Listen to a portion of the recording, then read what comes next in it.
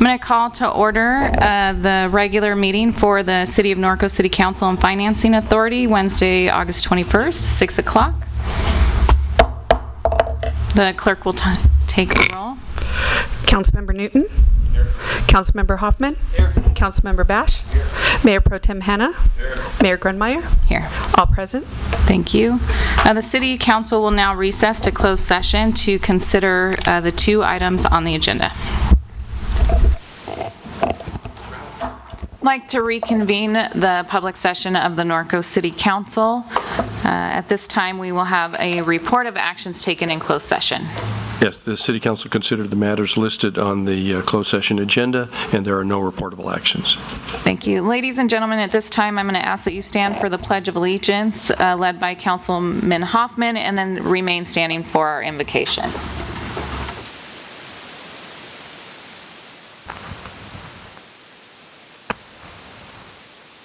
Join me in reciting the pledge to our nation's greatest flag. I pledge allegiance to the flag of the United States of America and to the republic for which it stands, one nation, under God, indivisible, with liberty and justice for all. And at this time, I'd like to introduce Pastor Michelle Ehrenberg from Word of Faith Fellowship Church. Hello there. Greetings. I bring you greetings from Word Faith Fellowship and also from Blue Star Moms. I am thankful for this opportunity and for a city that still hangs in God we trust behind you as you make your decisions. I have been praying for you fervently. I would like to read you something out of Ephesians. For this reason, I bow my knees before the Father, from whom every family in heaven and earth derives its name, that he would grant you, according to the riches of his glory, to be strengthened with power through his Spirit in the inner man, so that Christ may dwell in your hearts through faith, and that you, being rooted and grounded in love, may be able to comprehend with all the saints what is the breadth and length and height and depth, and to know the love of Christ which surpasses knowledge, that you may be filled up to the fullness of God. Would you pray with me? Lord, thank you for this day, for this city that invites your presence with an invocation and dares to trust in you. Lord, we invoke your presence tonight. Lead, guide, protect your servants and their work. As we sit in your presence, we are assured that you are here because you have said that where two or more are gathered, you are here. So touch all of our hearts. May the thoughts and words expressed here reflect your best interests for Horsetown, USA. Lord, please bless and protect Mayor Greenmeier, Mayor Pro Tem Hanna, Councilman Hoffman, Newton, and Bash as they continue to serve with passion, integrity, and great commitment to this community. It is amazing, dear Lord, how hard they work out of humility and love for this city and its unique rural lifestyle. Lord, thank you for them. Thank you for all that they do and for all that are here tonight who care enough to show up on a Wednesday night. And now to him who is able to do far more abundantly beyond all that we ask or imagine, according to the power that works within us, to him be the glory. God bless the city of Norco. In Jesus' name, amen. Thank you very much. At this time, I'm going to ask that Scott DeRosa join me at the podium for our business honoree.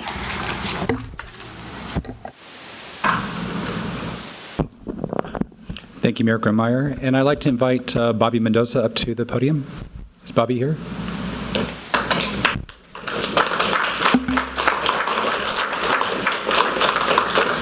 Stand right over here.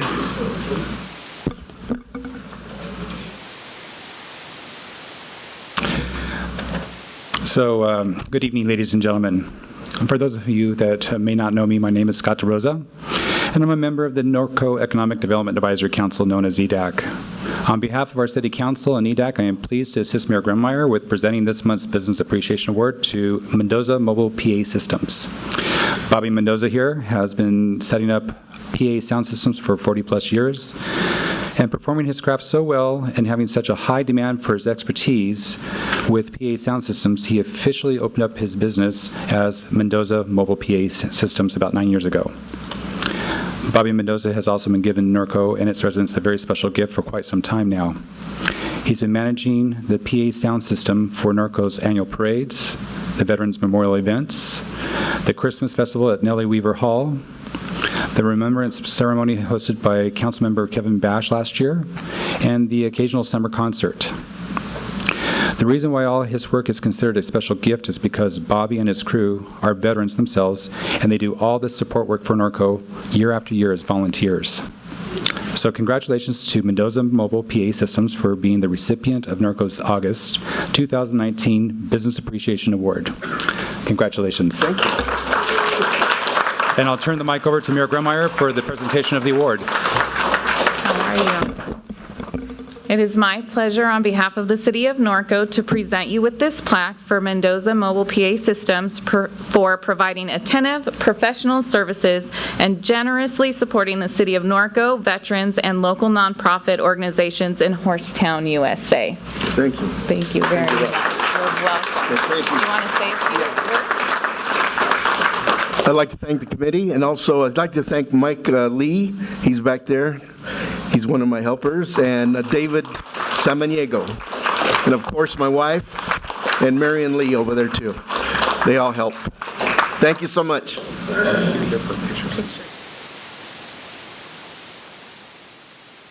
For your photo op. I do want to make one correction. Bobby has actually been the Pearl Harbor Remembrance Ceremony for free sound guy for 14 years. So just want people to know that. And he'll be there this year. Yep.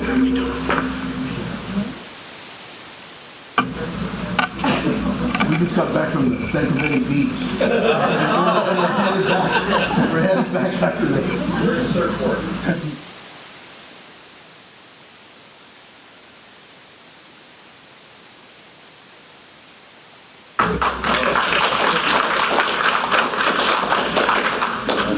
All right, we have another recognition this evening. If Mark Sawyer could come up, please.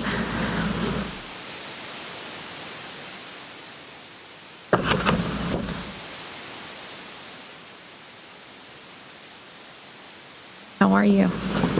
So it is my pleasure to be able to present Mr. Sawyer a certificate for his 7 years of serving on the Historic Preservation Commission. So thank you very much for all your years of service. Hold this back then. Would you like to say a few words about your service? No? I'd just like to, Yeah, go ahead. I'd just like to thank the City Council and everybody involved with the Historic Commission for 7 great years. I wish I could have stayed longer, but I encourage everybody to get more involved in our city's historic preservation.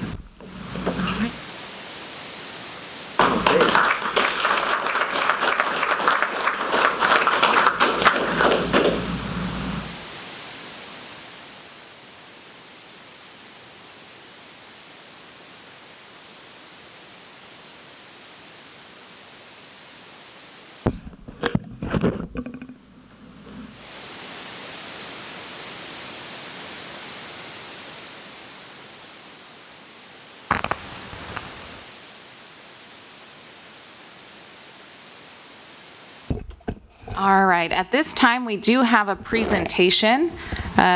This is a highlight for Mayor Pro Tem Hanna as he serves on this board.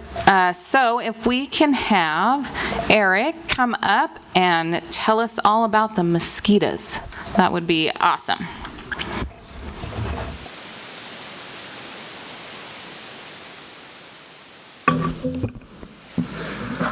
First, I'd like to thank the council and Mayor Greenmeier for having me come out this evening to give a little presentation. My name is Eric Vallejas. I am the Public Information Technology Officer for Northwest Mosquito and Vector Control District. So some of you may wonder, what is a vector? So a vector is any organism that can give disease-causing pathogens to other animals or humans. So any animal that could negatively impact other humans or animal health. The main vectors of concern in our areas is mosquitoes, but we do take care of Africanized honeybees, rats, flies, black flies, midges, ticks, and fleas. However, our main concern is the mosquito. So as you can see here by this graph, the mosquito is the world's deadliest animal, killing approximately 725,000 people per year, compared to, sharks that only kill about 10 people per year. So it's quite more dangerous than any other animal, humans included. So here's a little bit of an example of the mosquito life cycle. The mosquito can go through the full metamorphosis from an egg to a flying adult during summer months. It usually takes about 7 days. There have been cases where it's taken as few as 3 days. So this process could happen very rapidly during the summer months. Some sources that we find around the parts of Norco, we have the Santa Ana River Shed to our north. People, a lot of horses, so horse troughs, irrigation. We have some golf courses in the nearby area. We have the wetlands, the Prado Basin. All are sources that we deal with in the Northwest District. So at the district, we like to take a proactive approach, and what this means is we want to kill the mosquitoes when they're still in the larval form. So it's more effective and it's way more cost effective. So a lot of times people are like, oh, why aren't you going around spraying for adult mosquitoes? It's not very effective. So we want to find the mosquito source, the standing water that these mosquitoes are breeding in. So these are a little bit old stats. I actually have the stats from 4 o'clock this afternoon. So right now in California, we have 14 human cases of West Nile virus, which is our main concern in California right now. We have 0 at this time in Riverside County, 0 reported. So that's very good. Horses, we have 2 throughout California, 0 in Riverside County, which is good. Dead birds, we have 67, and mosquito samples, we have almost 2,000 mosquito samples testing positive for West Nile virus. So it's very, very serious. The East County in the Coachella Valley, they're really getting hard right now. They had some very high abundance in mosquito samples coming back with West Nile virus. So here's a little bit of an example of how the disease gets transferred between the mosquito to humans. And it actually, West Nile virus can affect horses as well. So the mosquito will get a blood meal from a bird, a crow usually. That virus will multiply inside the mosquito. Then that mosquito will get another blood meal from a human. And all it takes is one bite from that mosquito to transfer that disease to humans. So it's very, very, very serious. So, in our area of Riverside County, we have been introduced to a new mosquito. It is the yellow fever mosquito, or the Aedes aegypti mosquito. So this mosquito was introduced to the Port of LA about 5 years ago. It is very different than the other mosquitoes in the area. This mosquito will bite you during the daytime. It will come inside, it'll breed in little sources, what we call cryptic sources. All it needs is about a couple tablespoons of water inside a bottle cap, and that mosquito will hatch off. So these mosquitoes, they could desiccate, so the eggs could dry up to 2 years. A little bit of water gets in there, that egg will hatch off within a week. So it's very, very serious. So we have found it in Norco. We found it in this location in Norco, so right there off of 6th Street and looks like Center. We have found it 2 years in a row. This is a container breeding mosquito, so it could be coming from anything, a horse trough, recycling containers, anything like that. Any small water collecting container can breed these mosquitoes. So this mosquito doesn't fly very far. So if you're getting bit up during the day, if you're getting bit up inside, the mosquito's more than likely breeding inside your property. This mosquito will only fly about the distance of a football field to find a blood meal. So, like I said, this mosquito has evolved around humans. It knows where to bite. It'll bite you around your neck and your ankles. A lot of times people will call this the ankle-biting mosquito. So, like I said, it will take little sips of blood because it knows that people are going to swat at it. So it'll take a little sip and then go to another area. That's how it's evolved. So this makes it a great potential vector for other diseases. Some of the diseases that this mosquito could carry: dengue, Zika virus, as well as yellow fever. As of right now, we have no local transmission of any of these diseases. So here's a little article about this mosquito. Like I said, this mosquito loves people, has a sneaky approach from behind, bites elbows and knees. It'll bite you during the day, and it's a sipper, partial blood meals. So it'll go on for a lot of times. People are like, we're getting really tore up by these mosquitoes. It could just be a couple mosquitoes just taking multiple blood meals from one host. So So it's very different. As of right now, we have it in Corona, Riverside, Eastville, and Norco in our part of Northwest District. This is a little bit of a map. There is another 80 species that we do not have in Northwest Mosquito and Vector Control District. That is the Aedes albopictus. They're very similar, but luckily we don't have it. And as of last week, we did find it in Lake Elsinore, so they're one of the last ones to get it in our area. So be on the lookout for this mosquito. If you are getting bit up during the day, what we're asking is for residents, that we need residents to go around, be proactive, look for any standing water. It's very time consuming for our technicians to go out, so we need resident buy-in to, one, know about this mosquito, and two, to be proactive going around their property, making sure there's no standing water on their property for more than a week. We understand with animals and things like that, that there will be water, but you need that to have that cleaned out periodically. So here's a couple examples of some sources like I mentioned. We have fountains, the little containers on the bottom of planters. Those are great breeders because they're constantly being filled by the overwatering of plants. Tires, we found them in roof gutters where they're not cleaned out, so the water will get stagnated up there. Anything. They found it in trash wrappers in other parts of Southern California. So just a little bit of a trash wrapper, a little bit of sprinkler water gets on it, you have a breeding source right there. So, like I said, we need people to go around, be proactive, know what to look for.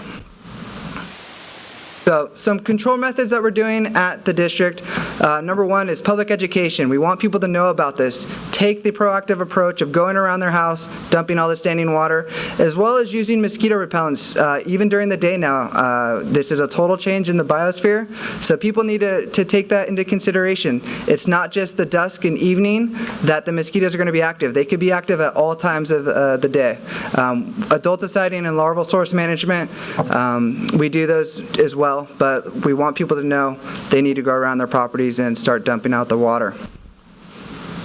So here's a little bit more of our approach. We call it an integrated pest management program or an integrated vector management program. And it starts with surveillance. We have a fully staffed lab that goes around. They're constantly surveying the areas, looking for this mosquito in new parts. So we're constantly finding it spreading out and out. Abatement, that's with our licensed technicians that go around mapping these sources, inspecting these sources, and treating these sources consistently on a schedule. And then the final pillar would be public education, which I'm here tonight, letting people know about this mosquito. A lot of times, people don't know about it until they're getting constantly bit by this mosquito, and the bite pressure is what usually will drive it. We want to get ahead of that. We want people to be proactive and go around dumping their standing water. So here's one of our typical routes that we do for adult mosquito treatments. It's on the Eastville side. However, with the wind and everything, a lot of the people on the bluff get relief from this treatment. There's a lot of sources along the river, the Eastville bike trail that will go, and then we also do Silver Lakes pretty consistently. And this route usually gets done every other week. So it's a very, very active route for us. So this is our most important information. This is our contact information. We want people to know who we are and what we could do to help them out. We want people to take that phone number, and if they are getting bit during the day, give us a call. We will send technicians out. We will send lab staff out to see and try to help you guys and mitigate this problem.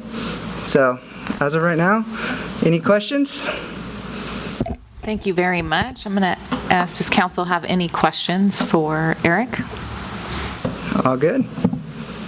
I do have one question. Yeah. So if somebody's having this issue at home, you guys will come out and you'll help them mitigate it since it's probably localized to their property? Exactly. So what we'll do is we'll go around the house, we'll look for any potential breeding sources, we'll give advice, and if it is a larger source, such as a swimming pool, and come back and continuously treat the problem.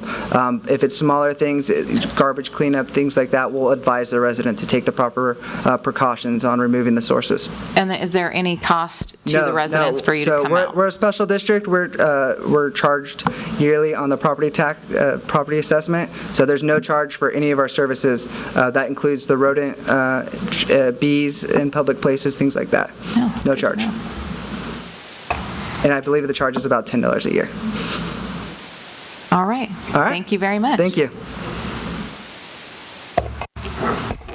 All right, at this time, we're going to go ahead and go to our regular agenda items, starting with agenda item number 1, City Council Communications, Reports on Regional Boards and Commissions.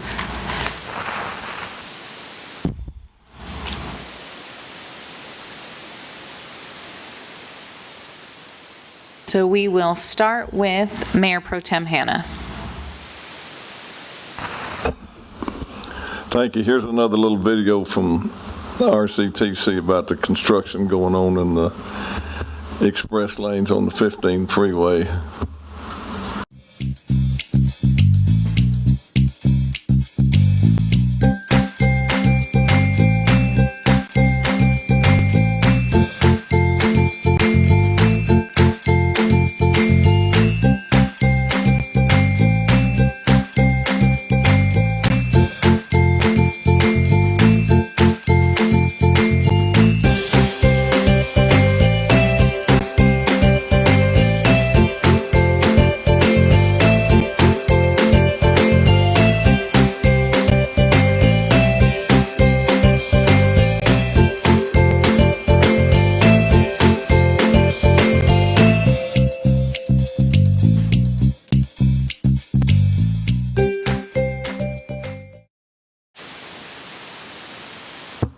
One more item on the RCTC before we get on to RTA. Just got an email today from the Orange County Transportation Authority, that they operate the toll lanes with Riverside County on the 91 freeway, and beginning Friday evening at 10 o'clock until Monday morning at 4 a.m., the express lanes on the 91 freeway going westbound, that's toward the beaches, are going to be closed because they're bringing out the new, what's the little deal, transponders for the express lanes, and they're having to change the boards. So they're closing the express lanes from Friday at 10 a.m. until Monday at 4 a.m. So you'll have to drive in the free lanes if you're going in this weekend. Okay. RTA yesterday was our chairman of the board, Randon Lane. He is a councilman from Marietta. He just got appointed to a transportation board up in Washington, D.C., so he resigned from the Marietta Council, which took him off of all the county boards, the RTA and League of California Cities and SCAG. And we did a presentation to him yesterday over there at the bus company. I think he'd been on the board for 10 years. And I believe that's all I have to report tonight, since Eric gave the vector report. Thank you. Councilman Hoffman. Pretty busy last 2 weeks. Well, basically, they met with the CRC staff for the prison updates. They're staying, right, as far as they know, so they're not moving. Also, RCWA, the wastewater plant, attend their monthly meeting. I'm going to ask later on to put something on the agenda for a feature in a study session coming out of that. The Western Community Energy Program, we're going now. It's going to start, and I did have a form up there, if you have it, Matt. A little bit. You can't read it anyway. But basically, it's going to get launched next year, spring of next year. We'll be starting. You'll see things coming down about how you can sign up. This is local control of your energy. Hopefully, you will see a 2% decrease in your electrical bill if you become a member on the Western Community Energy Program. So look forward to that. It's going to come down. Like I said, we're going to start it next year. We're on our way on that. I was a little apprehensive, and most people in this survey here in Norco were apprehensive about it because it does change. But you're still going to get your billing from Southern California Edison. You're just going to be doing it through the WCE instead. So, and Madam Mayor, if I can, and this is coming up while everybody, rather than wait until everybody leaves and we're all done for the evening, I want to remind people that this just came up. It's on Tuesday, August 27th. It's at 5 p.m. This is a fundraiser. And for those of you who don't know who Easton Parker is, he was going to be, we were going to celebrate him at the Day of the Cowboy. He's our little guy. Easton is He's got a rare terminal brain cancer, and so this is a fundraiser that's going to happen for him over at the Derby Room on Tuesday, August 27th from 5 p.m. till they close. This kid and his family are fighting the hard fight, and so anything we can do for him and his family, like I said, he was going to be our little cowboy guy, and unfortunately he was so sick he couldn't make it. So go support him on that and his family. Thank you. All right. Councilman Bash. So just a few things. I did meet with the architect at the Ingles Memorial Park Design Subcommittee, and we're working on an interactive parkway, Blue Gold Star Monument, and what I've asked for is that we begin to do the engineering. Also, we had some comments to the architect in terms of the Blue and Gold Star Mother Monument. Actually, it's now Blue and Gold Star Family, but I think what needs to happen, and I'll take this back to the Veterans Committee, I think that at this point we need to really look at where the pads are going to be, the interactive walkway, that kind of thing. Spoke at Century 21. WRCOG was canceled. Very interesting, on August 15th, I went to the NAVC State of Command address, and I can only tell you in the last 10 years I've watched that base do this absolute turnaround, and it's pretty amazing what they're doing. And I wish Mark had stayed, because Mark was part of this, and I should have interrupted and said, no, Mark, stay seated. The next slide. We're going to name the Corona High Football Stadium after Jess Hill, kind of a famous, unknown football, baseball player. He probably knew him back in the day in the 1800s. Next slide. So this is a building that was constructed by a very famous architect named Cloud Beelman. And those of you, Mark, and those of you that have been involved with the Lake Norconian Club Foundation know that big window right in the middle was a huge bone of contention.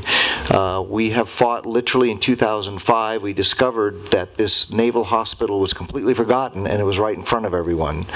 And so this building was one of the great misrepresented buildings of all time. In fact, when they did their historic resource survey, the Navy, they did the backside of it and said, gee, there's nothing there, it's not all that great. They neglected this view.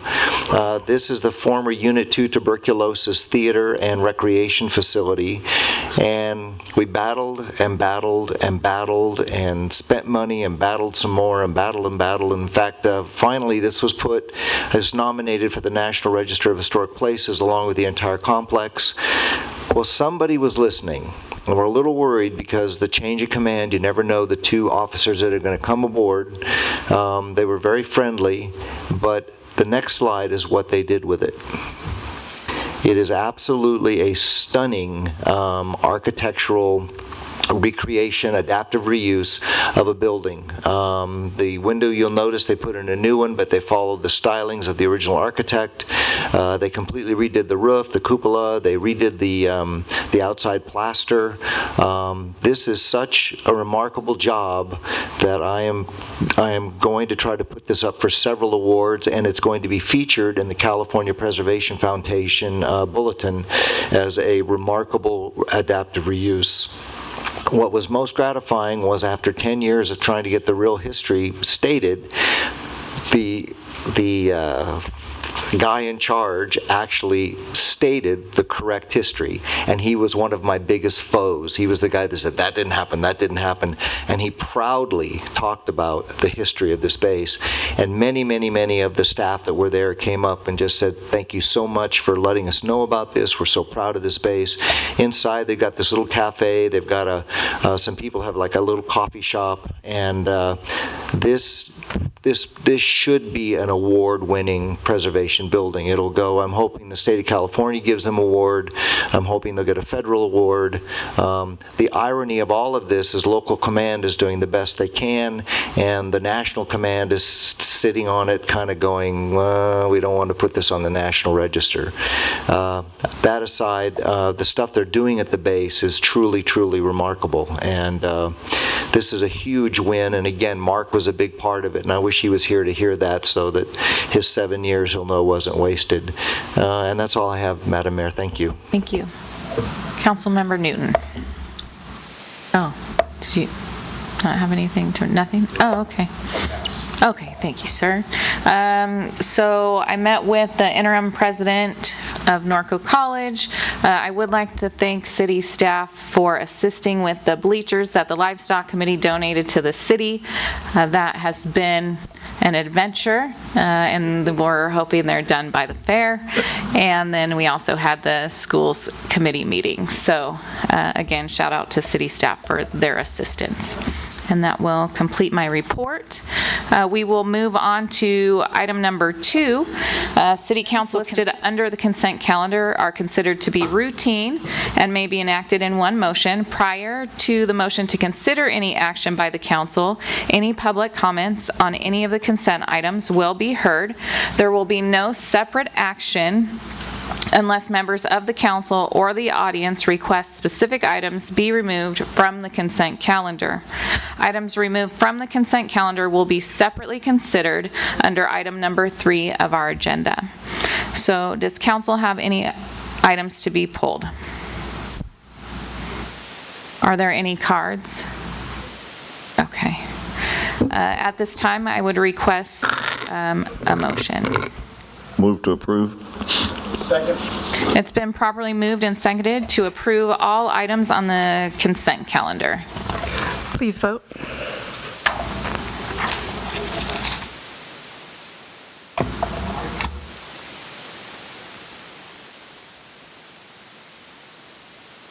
Motion passes unanimous. Okay, thank you. We will move on to item number 4, public comments. This is a time when persons in the audience wishing to address the City Council regarding matters not on the agenda may speak. Please complete the speaker card in the back of the room and present it to the City Clerk so that you may be recognized. The Ralph M. Brown Act limits the City Council's ability to respond to comments on non-agendized matters at the time such comments are made.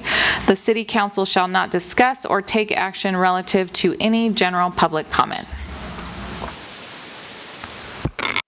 And the first speaker is Tom Ashby.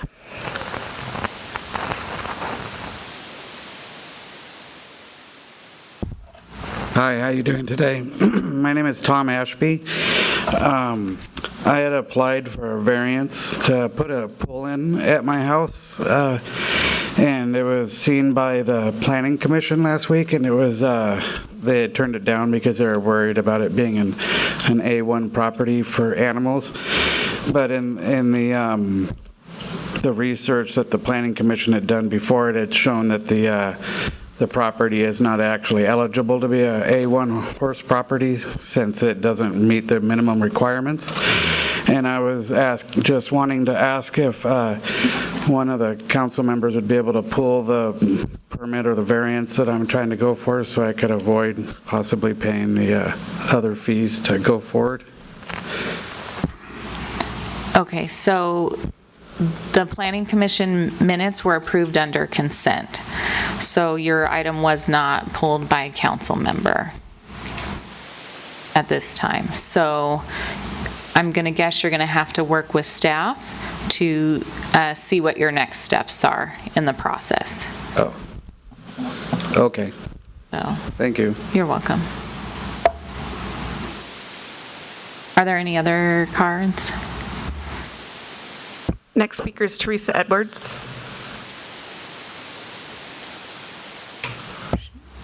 Yeah, she is not currently in the audience. Okay, do we have any other cards? Yeah. Alan Warehane.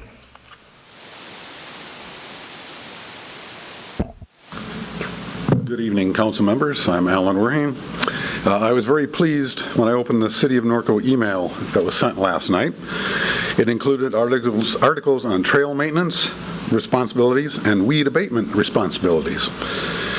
While I appreciate this effort to notify the citizens of Norco, I recommend the council authorize a printed flyer containing this information be included in September's utility bills sent out by the city, just to notify more individuals, because I think this is a real problem within the city. Thank you. Thank you. We just have Teresa Edwards. You want to move on? All right. There's no further speakers. speaker cards. All right, then we'll go ahead and move on to item number 5, discussion action items. So as a reminder, we have the following order of presentation for discussion items. The first is we will have a staff report presentation. We will then have council questions of staff. We will have public speakers in favor, against, and neutral. It will come back to the council for discussion and action. The first item under discussion is the Sheriff's Department 2018 Annual Report, and that will be a presentation by the Lieutenant.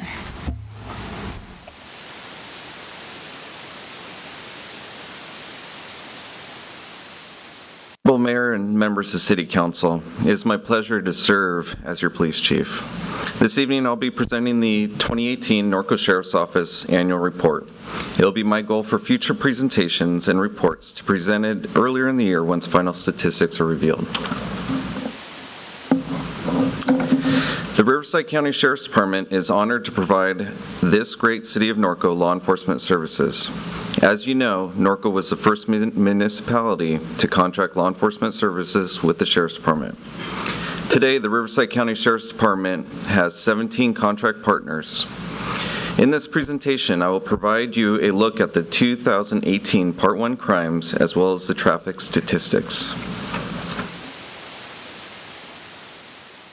Your Norco Sheriff's Department is staffed 24/7 with 60 patrol hours a day, which is equivalent to 5 deputy sheriffs each day along with patrol supervision.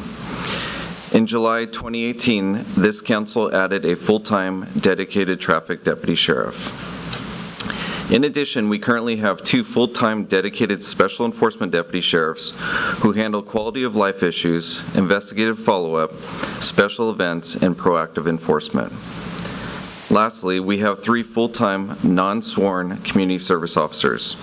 These support positions allow for the handling of past report calls, traffic investigations, evidence collection, issuing of parking citations, and vehicle impounds. They play a huge part in the overall operation to allow your deputy sheriffs to focus on proactive patrol.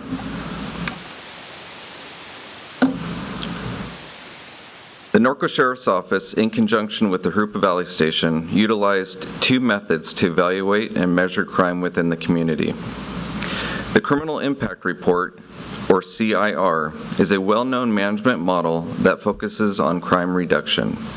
It facilitates accurate and timely analysis of crime, which is used to identify crime patterns and problems over a 2-week period, and is more of a snapshot to assist with strategic enforcement. These are unofficial statistics used for the daily operation of the station and deployment of personnel. The Uniform Crime Report, or UCR, was established by the FBI in the 1930s in order to measure the scope of crime that occurs throughout the nation. These are official statistics reported by the Riverside County Sheriff's Department and used for this presentation. In 2018, the Norco Sheriff's Office responded to 9,556 calls for service. This was a decrease of 5.1% from 2017, which deputy sheriffs respond to 10,062 calls for service. Overall, crime decreased 2.51% from 2017, with 738 reported crimes in 2018. Property crimes, which include burglary, larceny, and vehicle theft, decreased 1.9%, with 675 reported in 2018. Violent crimes, which include homicide, rape, robbery, and assault, decreased 8.7%, with 63 reported in 2018. Currently in 2019, we have seen a slight increase in Part 1 crimes. Before you is a 5-year overview of Part 1 crimes. In 2018, your deputy sheriffs made several arrests, which resulted in 246 bookings into the county jail system.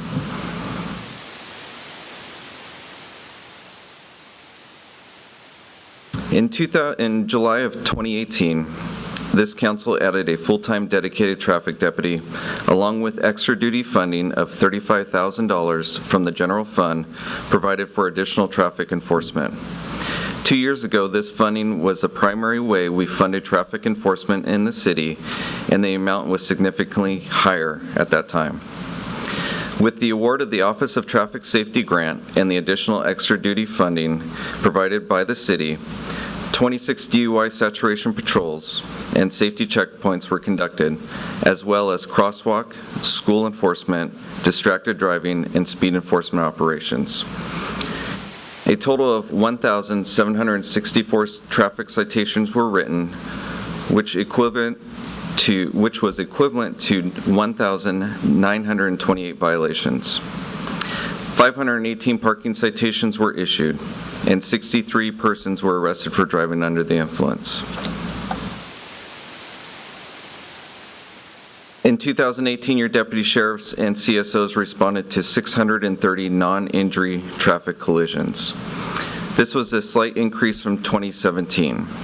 Non-injury hit-and-run collisions decreased with 86 reported. Injury-related traffic collisions also decreased with 68 reported. Lastly, we had one fatality traffic collision.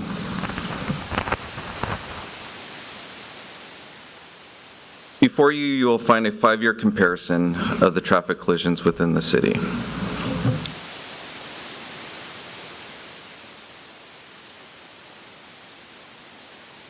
In conclusion, since serving as your police chief beginning in 2019, we have increased our community programs and outreach. We are actively recruiting for our Norco Citizens Patrol, whom provide an invaluable resource to our department by volunteering over 1,000 hours consistently every year. We are looking to our youth to join our Explorer program for an introduction into law enforcement. Lastly, we have recruited a volunteer chaplain who is in the background process to provide a resource to the department and the community. In the 2019 annual report, I look forward to highlighting our commitment to the community and the outreach we provide. We continue to staff Norco with great men and women who are committed to service above self. We continue to provide them specialized training. With that, I'll be privileged to answer any questions you may have. Thank you, Lieutenant. Does council have any questions? Yeah, if I do, Madam Mayor. Thank you, Lieutenant. That's a good report. It shows you what dedication you guys have to working in our little town over the years and for all the years since 1964. Just some clarification. So we have a total of 9,556 calls for service. That's correct, in 2018. For 2018. And out of that number, there were 1,764 traffic citations issued? Correct. So the on-site activity minus that, we're looking at about 7,700 and 7,800 for actual criminal calls or non-criminal calls, correct? That's correct. All right, and I'm not, because I did my math here. And so then the other 518, which generates also, the parking sites also generate a calls for service number, correct? Correct. So again, now we're down to about 72, almost 7,300 calls. How many, and this has been traditionally at one time, the sheriff department, and this is years ago, they said, well, we don't need a bunch of deputies, we need a bunch of civil deputies. So how many non-criminal calls versus criminal calls are the guys actually handling? That's a good question. That would be something that I'd have to research. Okay. Obviously, with our non-criminal versus criminal, our non-sworn staff do handle criminal calls with no suspect information. So that would be something that we'd have to sift through to determine which call the CSOs handled. And for the audience so they understand the difference, can you basically give them the difference in the non-criminal call? Just so you know, dialing 911 generates a call for service, but it ends up being a non-criminal if nothing happens, correct? So just if you could explain to them why you have to track every call for service. So anytime that someone calls 911 or calls the non-emergency line and you reach a dispatcher, a call is generated for service. Anytime self-initiated activity is done through the deputy sheriff or CSOs, a call for service is generated, which we call a file number. So that's where you have the total of 9,556 calls for service. For non-criminal calls, those can range from anywhere from parking citations to non-injury traffic collisions. They can go to civil, anything that's doesn't have a criminal element to it. However, CSOs can handle criminal calls such as past thefts, past burglaries, vehicle thefts where there's not known suspect information that there's a potential lead or follow-up to. Okay, I just so you understand. Most people understand the difference of, you see 9,000 calls, and they get a little scary, but you don't realize there's traffic that generate self-initiated calls versus people calling in calls. And I just wanted that clarification, so we have that. And I won't get into the Nora calls and that. That was my whole point on that, is just to see that it looks like a big number when you break it out. It shows that a lot of our, and especially when you see 1,764 and 518 bargaining sites, that means our guys are out there doing on-site activity, which is good. Absolutely. Okay, a lot of proactivity. Any other questions for the lieutenant? Okay. I really appreciate the fact that we had a lot of transitions when you came aboard, and I really appreciate the fact that they were seamless. And I really appreciate the fact that tons of new deputies, just lots of change. And what I really hope is that I hope you always know how much this council and this community supports you. Absolutely. We feel that every day. It was just funny, we were speaking about that earlier this evening, how this is the only town that we drive through where someone waves at us. And believe it or not, that is a common fact. And it's a friendly wave, not a mean wave. It's a friendly wave, and it's funny it was actually we were just discussing this evening, and that was one of the topics that we brought up because of the recent tragedy that we faced with the highway patrol officer. Is that the outpouring of support that law enforcement has seen recently? We've always seen that in this town. And I can tell you from day one, when I started in January, that's the first thing I noticed is driving down the street and actually having someone wave at the opposing car.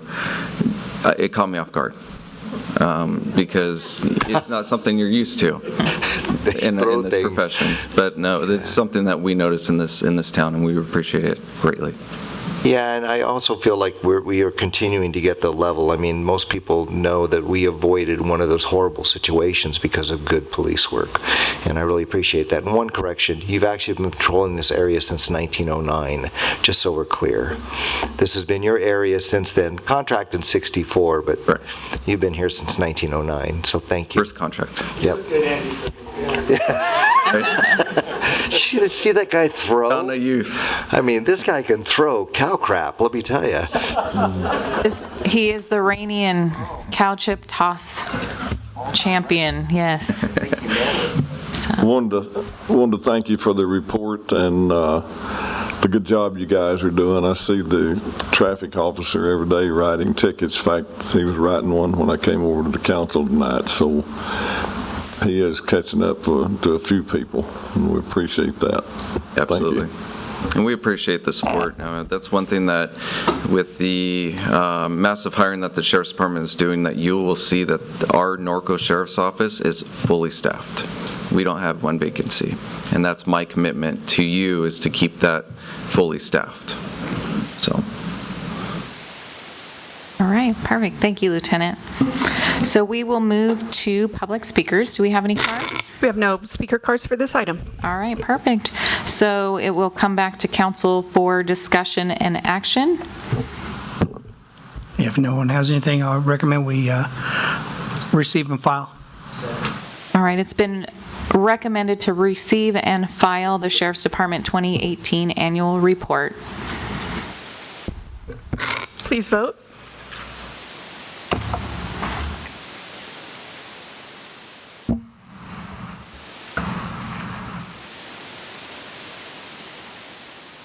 Motion passes unanimous. All right, thank you. Moving on to item 5B, it's the fiscal year 2019-2020 measure our budget recommendation for various projects and programs, and we will have a report on that from our city manager. Yes, thank you, Madam Mayor. Before we go into the staff report and presentations, I do like to acknowledge the presence of members of the Citizens Oversight Committee that are here this evening. Alan Wayhan, who is serving a 4-year term, is here. Susan Olmsted Bowen, who is the chair, serving a 4-year term, she is here. William Gake, also serving a 4-year term, is here. Also, Terry Sandifer, 72-year term, is here, as well as Yvonne Shaw, who is a vice chair, serving a 2-year term. I do want to express staff's appreciation for the dedicated services that these members have put in over a very short period of time. This committee was formed on April 14th, 2019. Since that time, they have had a total of 5 meetings with several hours of work in between. So I do also want to acknowledge the 2 other members who are not here tonight. Tara Lynn Yates, who is serving a 2-year term, as well as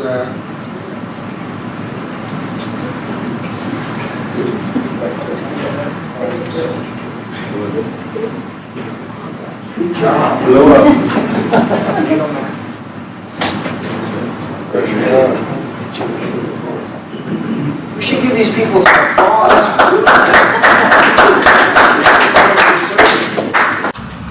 We're back on green. How are we going to sit? I think we're back. Oops. And finally, who else did I miss here? Vincent Capelli, who is not here tonight. Okay, so with that, I do want to go into the presentation. As you know, to ensure transparency and accountability over Measure R revenues, a 7-member Citizens Oversight Committee was selected by the City Council on April 14, 2019. Their primary purpose was to assist staff and City Council in administering the Measure R revenues. Since the Citizens Oversight Committee was established, as I previously said, they have held a total of 5 meetings. The primary responsibilities of the Measure R Citizens Oversight Committee is to, number 1, these are the responsibilities that are outlined in the bylaws: review proposed use of Measure R revenues, prioritize those proposed uses, make necessary adjustments, and provide recommendations to the City Council. Secondly, they are to review Measure R revenue and expenditure reports, provide feedback on those reports to staff, and recommend transmittal of the reports to the City Council. And finally, Measure R provides for an independent annual audit. Part of their duty is to review those reports and provide feedback and then transmit those reports to the City Council. With that, do I have a clicker here? Oh, okay. We're going to go into the Measure R budget request. Besides funding infrastructure, the other primary purpose of Measure R was to provide for preservation of public safety services by preventing cuts to the rising cost of providing public safety services. Although public safety costs are budgeted in the city's general fund, the question is how much of the cost should be funded with Measure R revenues.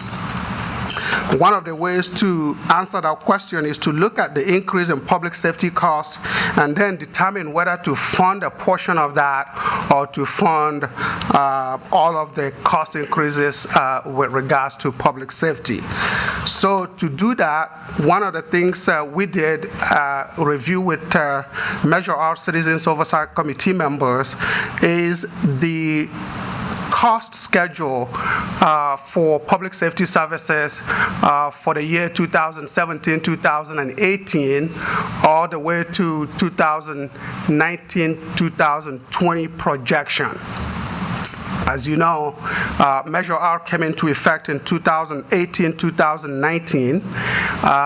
Prior to that, our total expenditures for public safety was $10,133,380, approximately $10.1 million. In terms of what makes up that cost, the first line item there is, can't read that very well. Thank you. The first line item there is a payment, the pension contribution we make on behalf of the old fire pension system. And for fiscal year 2017-2018, that total amount was $352,000.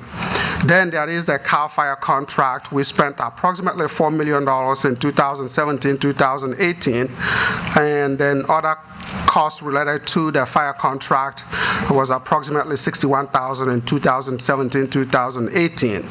Then the sheriff's law enforcement contract was approximately $5.3 million, and other contract services in support of the sheriff law enforcement contracts was $80,000, and other costs related to that was $160,000. We also have the crossing guard, which is under the Sheriff's Department, of which we spent about $51,000 during that fiscal year. And then there is the Citizens on Patrol, and finally the Supplemental Law Enforcement grant provides $100,000 annually for a total of $10.1 million in fiscal year 2017-2018. In fiscal year 2018-2019, which just concluded, the total estimated cost for public safety is about nearly $11 million, although at the time we provided this estimate, which was around May, some of these numbers were still estimate. We now have the final numbers for the sheriff's contract as well as the fire contract. So the actual numbers for fiscal year 2018-2019 will be slightly lower than the $11 million that is indicated on the schedule. For fiscal year 2019-2020, the total estimated budget for public safety services is $11.7 million. So the difference between FY 2018 and FY 2019 numbers is $744,000. That is the increase between FY 2018 to FY 2019. Actually, that's the increase, projected increase between FY 2018-19 to FY 2020. And the difference between what was spent in fiscal year 2017-2018 to what we are projecting in fiscal year 2019-2020 is $1.6 million. So over that 2-year period, the estimated increase on an annual basis averages $1.1 million for the public safety contracts. So we did present this information to the Citizens Oversight Commission for consideration to fund some of this amount out of Measure R. The Citizens Oversight Committee reviewed this request to fund the increases related to public safety costs, and at the end of their discussion, they determined, because a lot of these numbers are still estimates, and given the fiscal condition of the general fund, they wanted to have this recommendation, the initial recommendation, to fund $744,000 held in abeyance. And what that means is that this will come back to them at mid-year for consideration. And at that particular time, the Citizens Oversight Committee can then determine how much, if anything, that they are going to recommend to the City Council to be funded out of Measure R revenues. So that's the first item here. There is no amount associated with that based on the fact that, again, the COC determined that they wanted to hold those numbers in abeyance and revisited as part of the mid-year budget process. The other item regarding public safety that came up during the meeting was a consideration to add one additional dedicated traffic officer along with one community service officer. And it is to be noted again that in the city's strategic plan, it includes funding to dedicated traffic safety officers. And one of these officers, as was pointed out by the lieutenant in his presentation, was funded as part of the fiscal year 2018-2019 budget. There remains to be one additional dedicated traffic safety officer to be added, in addition to one community service officer. Recognizing the need, again, this wasn't an item that was presented by staff, but members of the COC by a majority agreed to recommend to the City Council to fund one additional dedicated traffic officer as well as one community service officer. The estimated cost for the dedicated traffic deputy is $344,800, while the cost for the community service officer is estimated to be $134,017 for fiscal year 2019-2020. Again, those are the discussions pertaining to two items of recommendation with respect to public safety funding. So, again, I'd like to, if members of the committee have any additional comments, this will be the time for you to provide those additional comments to the City Council. And following that, obviously, I'd like to have these items taken one category at a time.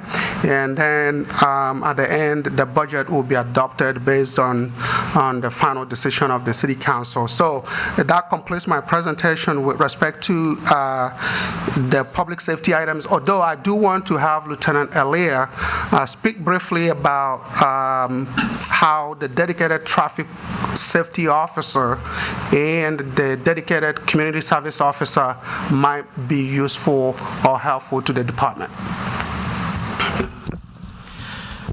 So with the current added dedicated traffic deputy, that deputy sheriff works 40 hours a week and 80 hours a pay period.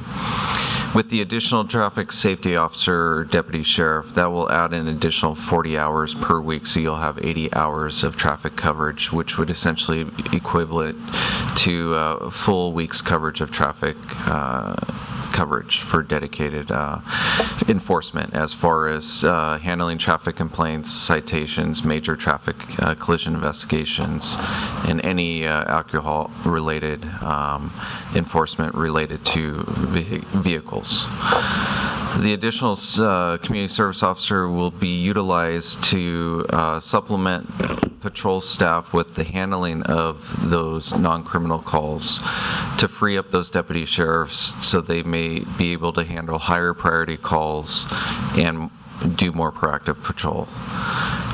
Obviously, they are non-sworn. They can and are limited to those calls for service. In addition, they can also write more parking citations within the city and assist in special events.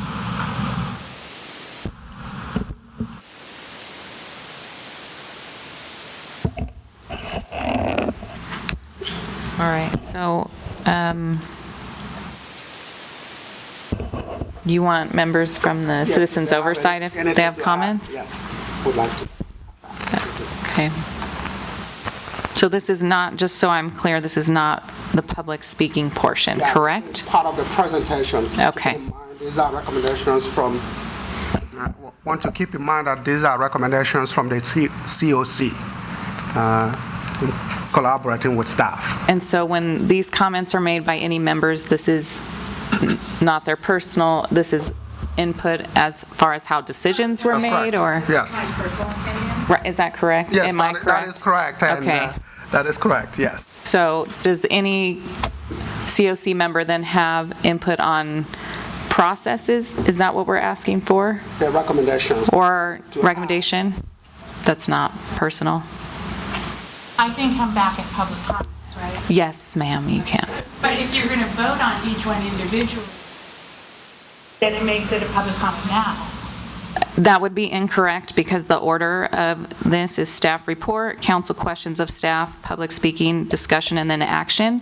So my understanding is the action will be taken at the conclusion of every individual part. We will not be voting more than once. Vote without public comment on just this particular. We are not going to vote on public safety as one item. We will vote on everything as a package at the conclusion of the discussion. Thank you. Perfect, thank you. All right, so we're going to go ahead and move on then. Okay. All right. Next, turn it over to Chad. Thank you, Madam Mayor. So as part of the larger part of what staff was working on was the physical capital improvement projects, but it also includes not just physical new improvements, but also we wanted to look and suggest doing trail maintenance. One of the things that we don't have in the city is an active maintenance program, so we really wanted to focus on that as an opportunity to use the Measure Our funds to develop an actual trail program. So just a quick synopsis is we looked at the trail system, and again, I want to credit the Stuck Committee the last 2 years. We really spent a lot of time preparing for this opportunity, in that we've really scrubbed the information we have as far as our trail system, re-identifying what exists, what doesn't, going through and actually developing a trail maintenance plan that was also adopted by the council. So we've tried to make sure we were prepared for this opportunity to show that we understand our system, we understand where our shortcomings are, what we need to know as far as where we want to put our resources. So overall, we have about 101 miles of trails, 66 miles of bridle, or what we call engineered trails, 25 miles of soft shoulder or non-engineered trails, 10 miles of backyard trails. Again, as I indicated before, the city doesn't have a funded trail maintenance plan, but we do have annual budgeting for DG that we basically use intermittently to help fill some of the voids we get from either wear and tear or erosion from the rain. And again, in history-wise, 2018, City Council did adopt the Stuck recommended comprehensive trail maintenance plan, which comprehensively outlines how we want to manage the trail system if funding became available. And if so, our minimums, it doesn't mean we can't increase the level of service, but our minimums were that the bridle trail shall be maintained once annually. The soft shoulder trails shall be maintained at least once every 3 years. And the backyard trail shall be maintained by adjacent homeowners per the established current requirement under the Norco Municipal Code. And I'll go into general quick pictures. This is a general soft shoulder trail, and why we call it that. It's got no framing, it's got no curb and gutter. It's got no real structure, and material tends to easily get moved outside the trail and has to be recouped and redone. So you kind of see the mounding that's done under the trail system adjacent to the road. It's just not a very clean, manageable trail. And there's more significant examples of that, especially when the sloping of the property goes farther down in grade from the trail to the property. The erosion really becomes more prevalent. Versus a bridle trail, engineered trail, you clearly see the curb and gutter. You have a defined parkway. You have the adjacent property, which really helps frame and keep the material, for the most part, in place with general maintenance you do during the year. But it's easier to manage on a yearly basis and keep it up. And that was the goal, at least touch those types of trails because they're already structurally sound at least once a year. And then we have example of a backyard trail. Typical condition, again, you have two sides of a property, usually have some sort of amount of growth and weeds or trees growing in there. Sometimes you have encroachments, but our Norco Municipal Code requires that the adjacent property owners are required to maintain the backside of their property halfway in the trail and to clear that of weeds and debris. And if that's done, we come through and will help supplement any of the DG or dirt, help compact material, because that's not an expectation of the residents that they're supposed to come through and grade anything. It's just keeping the weeds and debris down, which is the same requirement for the frontage trails. Again, residents are required to maintain the trail free of weeds and the parkway. We come through and we'll add any DG as requested to help fill any voids there might be. So as part of the maintenance plan, we identified the bridle trails. If we were going to do a maintenance plan, what's necessary to really start the program? For bridle trails, we'll need to be brought up to a minimum standard in the first year, not to a construction standard, new construction standard, but to a minimum maintenance standard. So our first year will be our heaviest financial year to get them up to par. And if we're touching them at least then once a year, after that, then it'll be far easier to maintain them, keeping up that level. Which will include grading, adding DG as needed, compaction, and our maintenance plan really outlines more detail about what we as minimums will do to maintain that. Then the maintenance costs again should decline significantly after the first year, but our first year will be the heaviest. Soft shoulder trails, again, they are not structurally framed in, and so it's tougher to really go through and maintain them in a way that they will stay very long. And there are a lot more impediments in those trails, whether it's trees, poles, fire hydrants, encroachments. So those are going to take longer to get through. And some of those will require some mitigations of those impediments, depending on what they are, whether residential or city-made, so that we can easily maintain them in the future. But that'll take a lot more time, and so we basically put our requirement to try to get through that, at least do a quarter of the soft shoulder trails every 3 years. So every 3 years we get through the whole system of soft shoulder trails because they just take longer, a lot more hand maintenance because equipment can't get in there. So we didn't want to put the onus that we had to get all these done in the first year. So we kind of spread it out for the first 3 years, and then afterwards we kind of have a look back and find out the amount of work we got done and the complications or any issues we had with the soft shoulder trails. Could we start maintaining the whole system on an annual basis? So we wanted to make sure we had a reasonable expectation of what we can get done without throwing an incredible amount of money in the first year out. And that was our concern.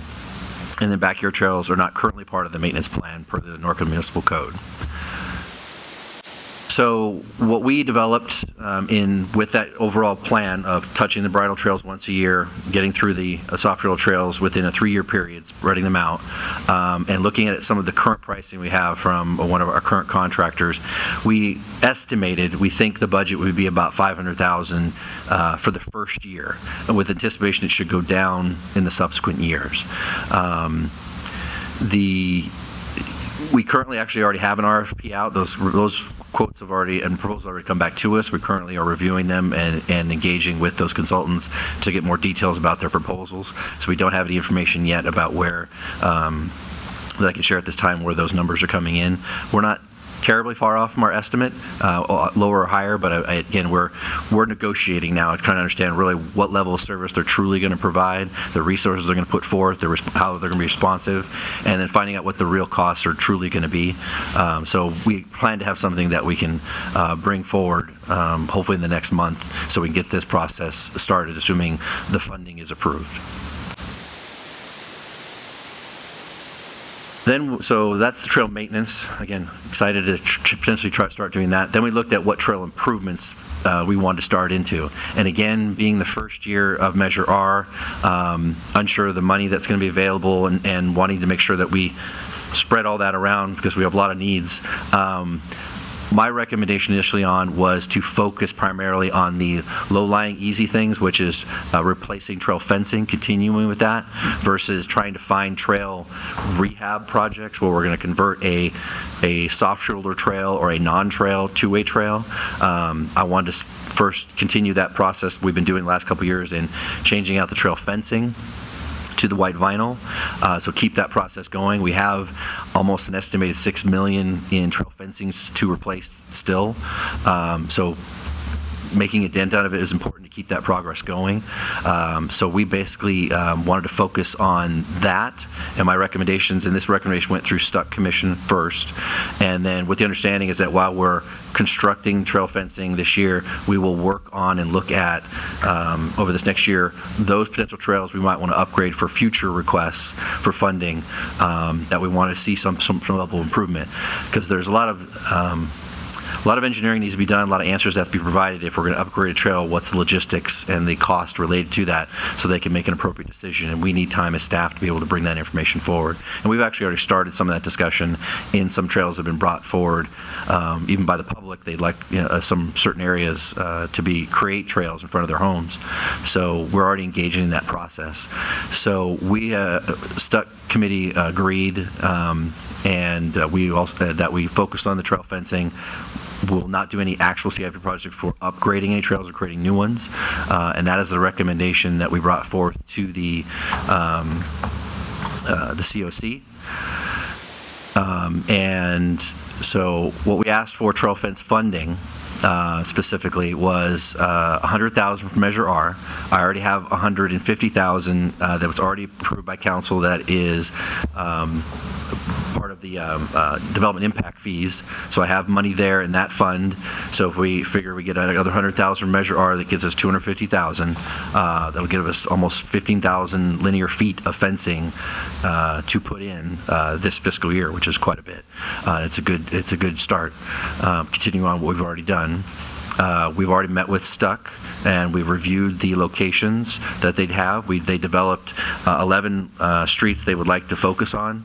And what we chose as far as the streets and I have that we wanted this fencing is my recommendation was I'd like to see the streets be completed, meaning we've just gone through a lot of streets and done the roadway. Let's at least finish the trail portion and get the fencing in, so it's kind of a completed street now and we're not jumping around. So a lot of streets we focused on were those streets that we already did as far as paving, and we're going back to those and putting fencing up. We haven't issued an RFP at this time. We're waiting for this to eventually get approved, but we'll quickly go out next week for an RFP. I already have it prepared.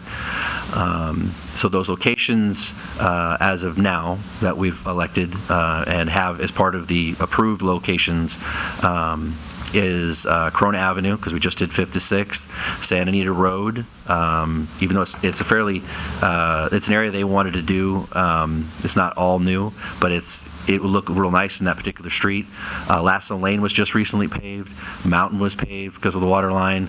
Pacific Avenue, Pedley Avenue, from 6th to 7th, that's finishing the portion that didn't get done with new fencing when we put the new storm drain in. Pedley Avenue from 7th all the way to Santa Ana River, because that work is starting now, where they're going to end up redoing that road once the storm drain comes in. So that'll be a good project to follow up and get that trail fencing in as soon as the road's repaved in the next couple months. Shawnee Drive, Valley View Avenue from 4th to 3rd, that'll be done as part of our storm drain project that we're currently in design with right now, because we're going to repave that whole road once the storm drain comes in, and we'll get the fencing in, so it'll just be a nice complete road. Vine Street, which we just got the water line done, we have bids coming back for Vine Street paving, come back tomorrow. So this will definitely be done after the asphalt gets finished on Vine. And then Western Avenue, again, was just paved. So those are the 11 streets they came up with. That also, we recommended that both the Stuck and the COC approved as far as funding. So that's, go back. So those are the projects we have funded. We also have, just so you know, the Stuck also approved 10 other streets as backups in case for any reason any of these streets become that we can't get it done. Because, for example, if 4th Street, Valley View 4th to 3rd, project-wise logistics, we don't get the storm drain done and the paving done before the end of the year, well, I can, in theory, switch that to another project that's already been approved as far as alternate, and we can still get something done without that money just sitting there. So we have many other streets that they would like to see trail fencing put on there. So we just want to make sure that we can be fluid and always getting that money spent and getting improvements done and not having it sit. And, so we have alternate ideas and backup if any of these have to follow through for any reason. And I don't know if you guys want to ask any questions before I go on to streets related to the trail system. Does council have any questions of staff regarding trails? All right, looks like you're up for streets. Okay.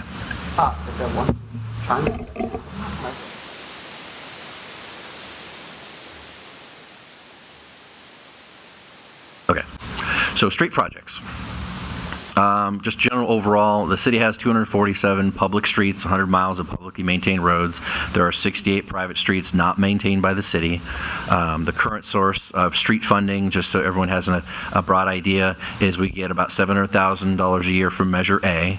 SB1, which is the newer funding last couple of years, we get about $400,000 annually.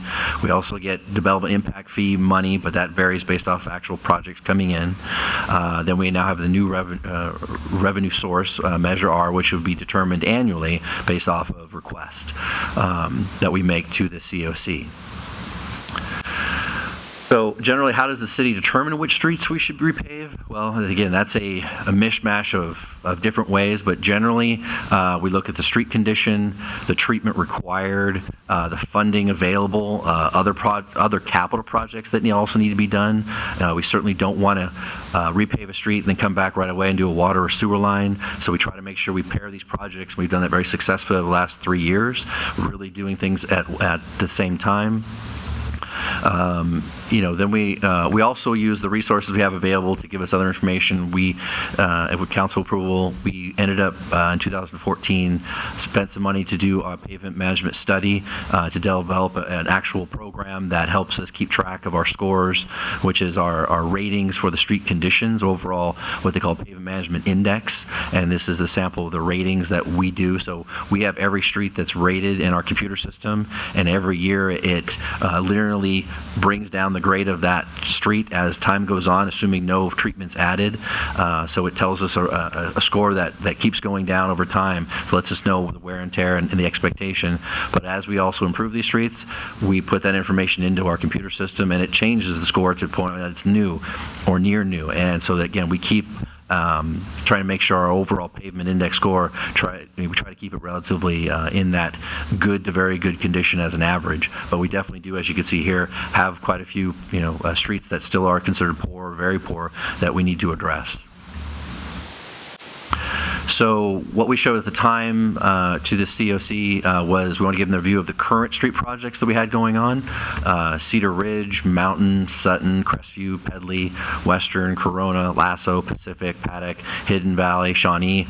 All those are done now. But at the time, we were in the process of doing them, and they're now complete. So we want to at least give them a picture of, we had work going on, we're being very diligent about it. It also told you the PCI scores there. Those will all now go to basically 100 based off the treatments. But those are all now done. And then we came up with a list of proposed projects. Some of them are carryover projects, and mainly those are I-15 lane widenings we're trying to do at 6th Street and 2nd Street. And the other one was the hidden Hamner Avenue widening that is almost complete that you've been seeing going on between 3rd and 5th. But we came up and we want to show the projects we had planned for all our funding sources and identify which ones were coming from which funding source, and then which ones we want to try to do with Measure R. So this is our current list of projects that we're doing with the various funding. We have Crestview, which has been done with Measure A. That's a continuation of the project where we've already paid from 6th to 7th in conjunction with the storm drain project we just did. Looks very nice up there. Now we want to get the rest of that road done. That's using Measure A funds. Then we have Sierra. Again, these are all council approved projects as part of the budget. That's between 6th and Detroit. We're continuing on our street signs, replacing. Now we're going to get into the residential street signs, replacing those and adding more. So that's going to start this year. We have a minor amount of money for some slurry project we're going to do. We haven't yet determined which streets we're going to highlight with that, but then we're working on that now with RKA. Vine Street, again, that's a project that's coming back tomorrow. for back to bids. We're going to get Vine Street, Driftwood, and Half Moon. They're all part of the same project. That's using street fund money. We have Del Mar that we've chosen to do. It's in poor condition between Kips and Corridon Avenue, using street fund money. 2nd Street, also 6th Street. And those are again, the two projects where we're widening. Keep getting closer on that. Keep getting closer. I have hope that we're going to finally get a permit. Then we have Pedley, Hamner Avenue, Hamner Avenue, 5th to 3rd Street, which is TUMP money. Then Hamner, 3rd Street to Hidden Valley. Did that remaining section. We've already gone from 6th all the way down to 3rd. Now we want to carry it from 3rd all the way to Hidden Valley. Various condition of the roadway involving various different treatments. That'll be done with street fund money and SB1. Then we have Pedley, which is part of the storm drain project. River Road to 7th Street. That's using SB1 funds. And then we have the two projects we came up with. And again, we developed what we're requesting based off of what we think and trying to share the opportunity of money available, how much parks needed, how much police and fire needed, and what streets can get done. We focused on two projects, Valley View between 3rd and 4th, which is part of the storm drain project. So we'd like to get that work done with Measure Our funds. And then River Road between Bluff Street, basically between Bluff and Sundance. That's the unimproved portion. And because it's in half the street's definitely in poor condition. We're getting a lot of potholes, a lot of claims. So we just want to make sure we get that finished. We are aware of the road really needs to be widened to be finished, but we are looking at the possibility as part of this project to, in lieu of a project not being forthcoming in the near future, trying to restripe it so we can at least get 2 lanes in both directions. There'll be narrower lanes, but we can at least get movement consistently. We kind of have a bottleneck going westbound where people have to merge into 1 lane.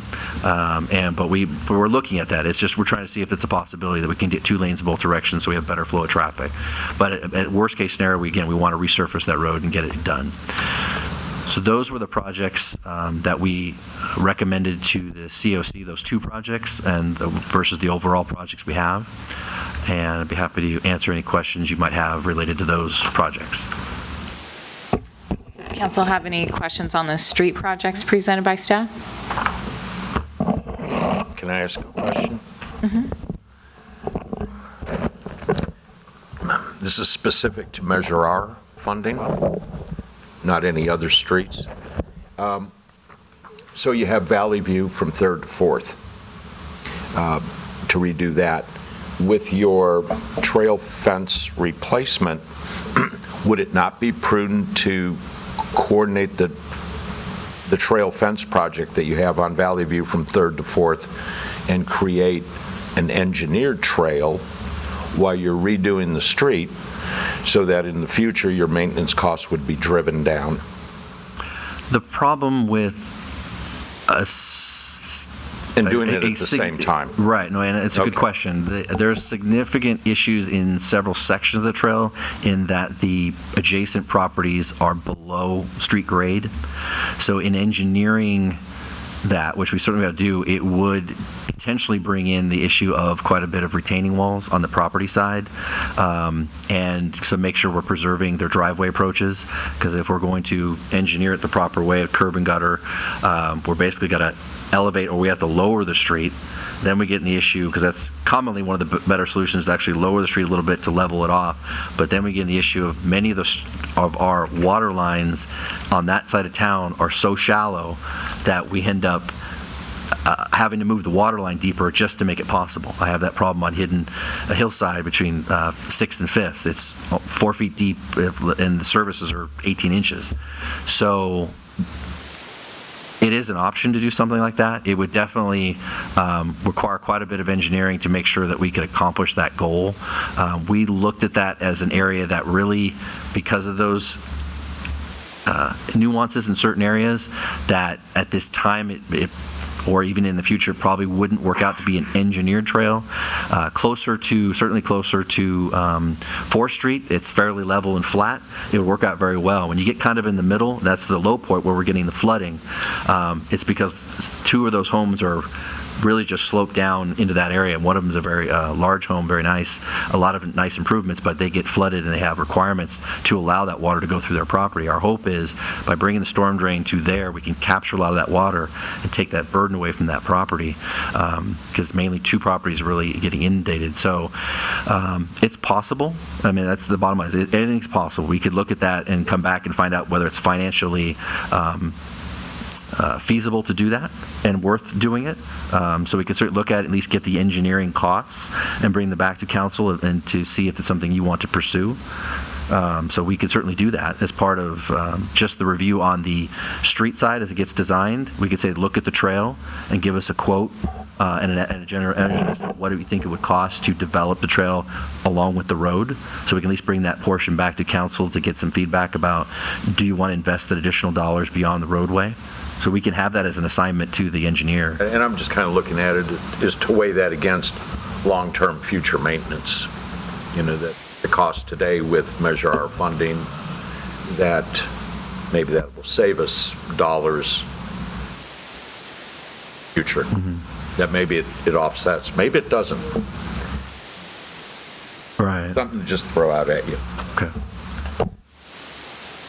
Council have any other questions on street projects? All right, who's up next?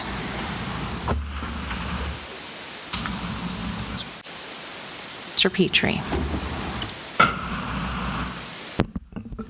Good evening, and thank you. This portion will look at parks, public facilities. The city of Norco, like many cities across the nation, in regards to infrastructure and facilities, have quite a bit of an investment. The trouble sometimes happens is that with the cost of maintaining those things, sometimes the maintenance money is not there, and thus the maintenance for those different improvements, for lack of better words, the can gets kicked down the road, and sometimes you have to look at some point having to look at infrastructure to money to actually correct those things. One of the things that we look at in public facilities and replacement cost is the value of approximately $58,821,774, and parks are valued, and today at $145,265,836 for a total of $204,008,7610. That is your public asset value. This is in parks, buildings, and public facilities. The expected life of a public asset is 50 years. We've talked about this before. This was a major discussion when we went and studied this with the infrastructure committee. And we start to look at all of those different assets and what we want to be able to extend those lives. So capital improvement is really about extending the life of that asset. These are just some of the overall, the way the federal government looks at all of the various assets that are available. These are items that we had discussion with the committee. Our goal was to extend the life expectancy of the asset to preserve our unique culture in the community. Items that we looked at were prioritization of facilities improvements, health and safety consideration first, preserve the asset, remove barriers and deficiency, maintenance of physical city-owned infrastructure, preservation of public assets, replace of obsolete facilities, future reduction of operational costs, recreational value, and economic value. So those are all things that we are looking at and will continue to look at with the committee in our recommendations now and in the future. The first thing we looked at, and one of the things that I talked to the committee about is that we have some things that are deficient as far as that we need to improve to create a foundation. Before we start looking at throwing money or into public parks or certain major facility renovations, tear downs or rebuilds or replacement, we need to get some of our infrastructure in line. This is a citywide roof project. These projects total $805,500. Every one of these facilities, the roof leaks. And some of these facilities, the roof leaks even greater than others. And so one of the ideas was to replace the roofs on a citywide project here, this getting us back to a situation. If the roofs continue to leak, they're going to create an unhealthy environment for us. When mold sets in from leaky roofs, that creates other problems, not only for the public, but for also staff who use those facilities. So this is really about redoing a citywide roofing project. We spec Garland Roofing, which is one of the leading commercial roofing manufacturers. They have an excellent quality control program annually and maintenance of their roofs. And so these roofs will have warranty and be inspected annually by the manufacturer, and to assure that the roofs maintain what the standards are. If there's any issues or problems, the manufacturer will take care of those at no cost to the city. So it's a really good program. All the roofs will meet the Title 24 requirements by the state of California. We have done these numbers we came back with, which was through an evaluation of each one of these roofs with our consulting group, and that's what we presented to the committee. The project and facility, this is we looked at security systems, the sheriff's substation to begin with. The problems here is retrofitting and upgrading the current security system with digital cameras placing at various locations in the interior and exterior of the facility. In addition to the IP video camera upgrade, it will include a new Cat 5e cabling and PoIe internet switch. One of the problems we have in the sheriff's station, even though we have security systems in there, they are not in the digital format, all of them. So we are that old in technology in some of those areas. So we have upgraded a few in the past, but this will be a total retrofit. This will allow us to be able to back up data, which the sheriffs need, and also would take care of microphones and our interview rooms as well when they are doing interviews with suspects. City Hall improvements and security. This is an alike type project. They would go out together. This would replace this would be adding security systems to the City Hall and buildings. This would also provide what we call smart card entry points and locations. It would restrict access, but for only those who have access. The public would be allowed through a process or escort through a process into these areas. This process also will take a look at our counter and barrier entry points in City Hall. This would provide an architectural plan, and we would work with the various departments to actually create a barrier at all of the counters. This is something almost all government agencies are looking at currently right now, and this would actually restrict people from being able to hop over the counter, also to go into a room and threaten employees, etc. So this will be something that we will be working with everyone on it. This also will take one of our ADA stalls, and it will require an elevation area and ramp that we'll need to be able to do, and that'll be a part of that. This also will handle, in here is the architectural and engineering for the professional services that will be required in that counter. What that actual barrier will look like is yet to be finalized. The objective I have would be to bring back 3 options for the council in the consideration of what that would look like at the end. One of the thoughts is not to make it very intrusive, to still make it welcoming, but yet provide that level of security that is needed in these particular areas. The total project here, we have successor agency funding of $291,000. So the Measure R funding request would be $204,000. Let me go back once. Also, just to identify the City Hall, this would also, we would be actually painting the exterior of City Hall and actually redoing our sign. If you look at our sign now, parts of the sign of City Hall is falling off. So that would be repairing that and actually replacing that sign.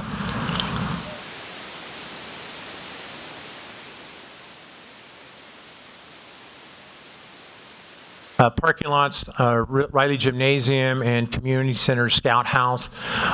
This is a $295,000 request.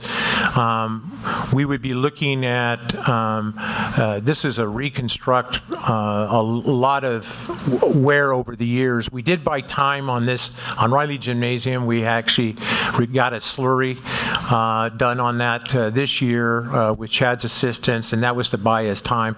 But we really do have some particular issues at this location. One of the issues too is our where the ADA parking structures are. This would bring it into code. Some of those ADA parking areas will be there'll be more of a pad lifting those areas. That'll be part of this project. And as the scouts have attested to the past, the community center Scout House parking lot is in very bad shape as well.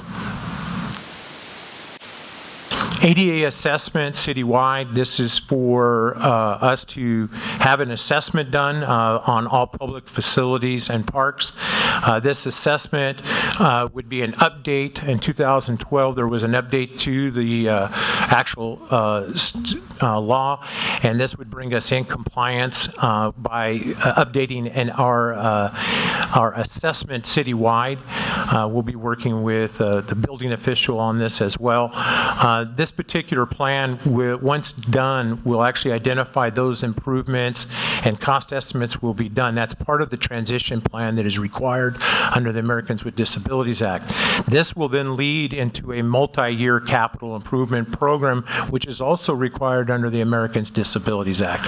We would be looking at Measure R funding those improvements on an annual basis to bring those assessment areas up to par based on this assessment. The last one here is the Santa Ana River Trail multi-purpose. This is something that I worked with my commission on, and what we would be looking at doing is, obviously, this is the Santa Ana River, moving it, actually doing the improvement, bringing in access over the dike into the trail around near Silver Lakes into the causeway, connecting this trail to the JCSD park. This is something we've also had discussion, and JCSD is very much in favor of us trying to make this connection. This is part of our actual MOU between the County of Riverside Parks and Open Space, City of Eastville, City of Norco, City of Corona. We all work as part of a PAC group to actually push this trail through the 75-mile segment. As you know, the trail runs from San Bernardino County to Riverside County and then into Orange County. There are particular missing links throughout this section. Part of this, the improvements that will be happening later, as you know, when the Hamner Bridge section is improved, it will actually have a trail improvement across the bridge that will actually connect down into Silver Lakes near and into that causeway.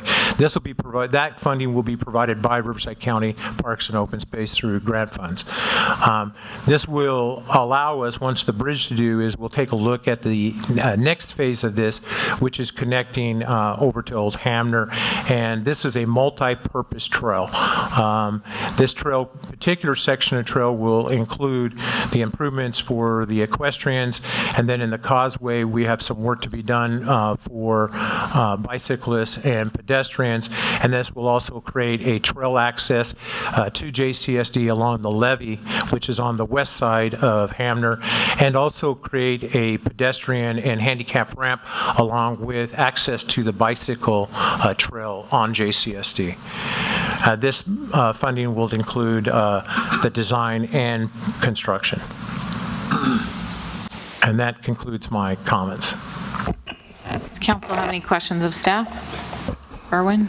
I got a comment. I'm glad to see that come up on the Santa Ana River Trails, Brian, because before I got on council, I don't know if you remember Jim Reel or not. He was president of the California State Horsemen's Association. Plus, he was on the Riverside County Trail Committee for a while, and I was on one of his committees, and we talked about this part all the time. And it took them years before they went down in Hidden Valley and put in the asphalt there for the bike trail and then the horse trail and everything there. But if you remember, one year you and I and somebody else went over to Chino to one of the state trail meetings, how they were going to connect all these, and this was on here. This is a long time before Silver Lake's ever appeared on the scene. But you know, the county or state, whatever that is, come down through the river there by Hidden Valley and across Hidden Valley, then it hits our property down there in the river bottom, and then has to go around the bottom of Silver Lakes into that causeway. And I'm happy to see this finally going to happen, because that had to be 15, 16 years ago when we were meeting on that part of it then. And yeah, just to add to that, on the JCSD side, the trail connection, they're working on the last segment to make the connection on their side to the River Road Bridge.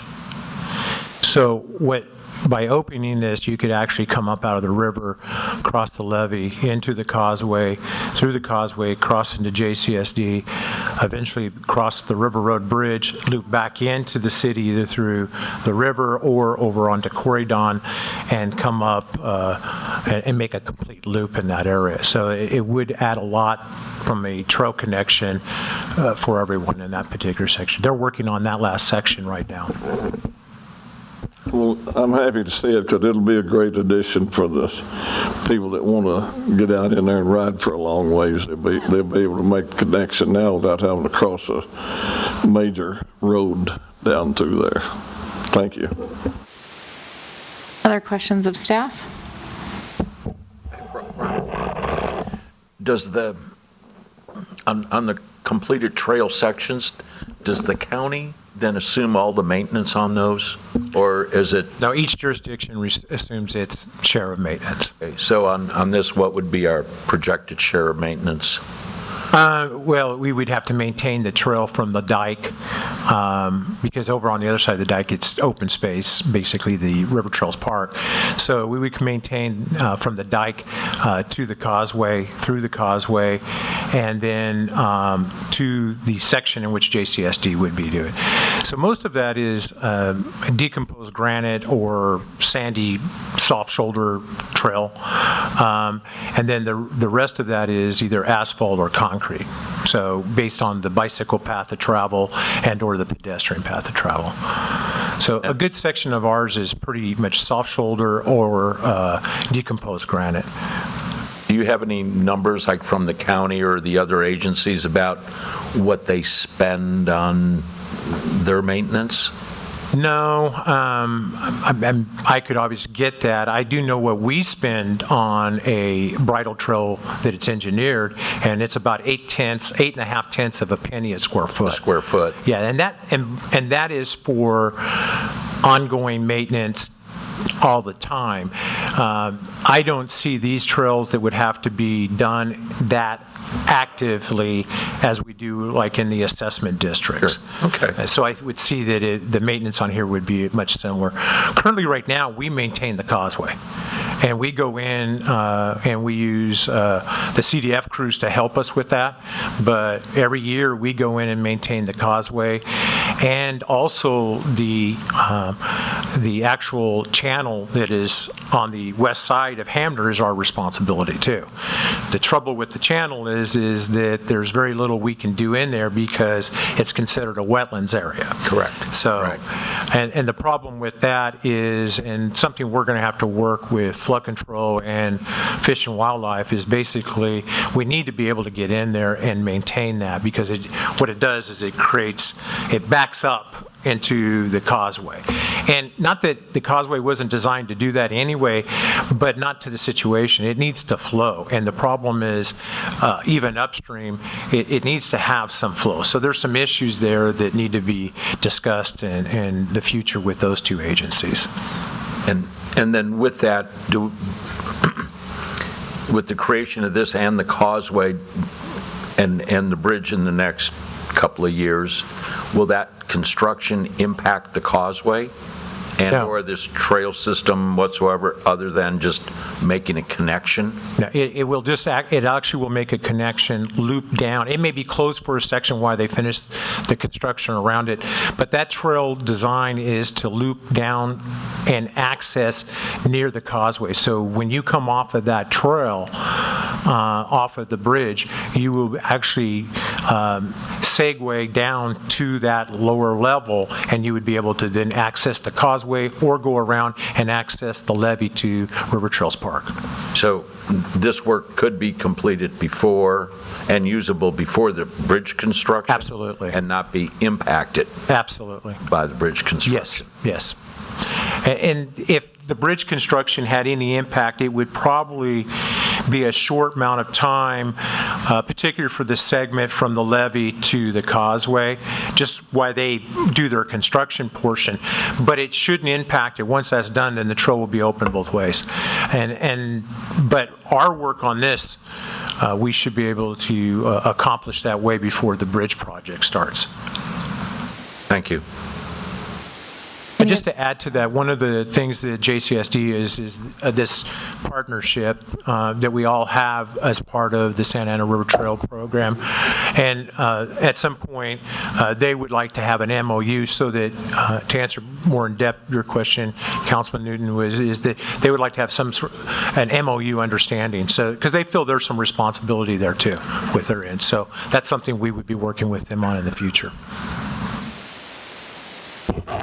Any other questions of staff? Yeah. Yes? At least, Brian, we're going to get our end done over here with the causeway already being here before they get the one at the 91 and the 71 where they got to cross that major killer over there. I wonder if they've ever figured out how they're going to get horses back and forth across there. I happen to be in the negotiations with John Tavoloni, Beth Groves, John Field, and the reason that, because Beth pushed to try to have us take care of the causeway, but they said no because it really isn't, it's really a flood release. And because they were giving us the dike and they gave us all this other basically stuff that Norco didn't pay for, they felt the causeway could be an ongoing expense that they didn't want to keep up. And so that whole negotiation was she got more money for the dike, she got more money for some of the other infrastructure things that the county chipped in on. And the county also talked about Hamner, we got a bunch of improvements there and stuff like that. So but she did try to get them to keep up and maintain that, but they didn't want to go for it. Any other questions of staff? All right, at this time, we will take our public speakers. Our first public speaker is Susan Olmsted Bowen.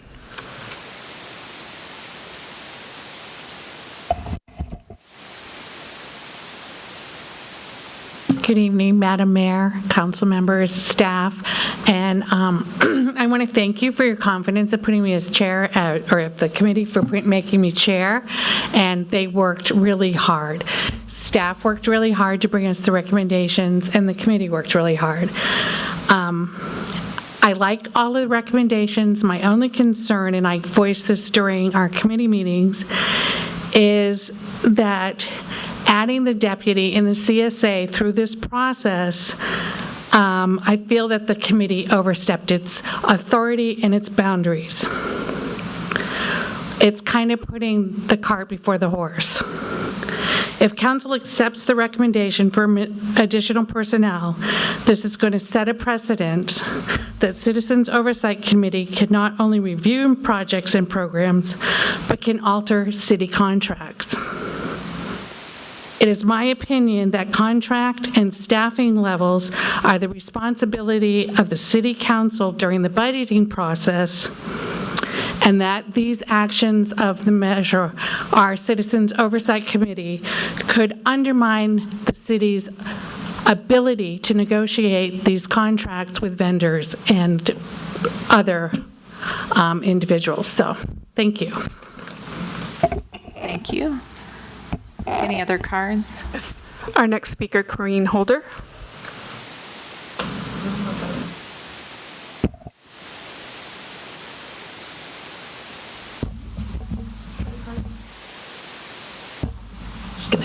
Trying to talk me into something, I don't know.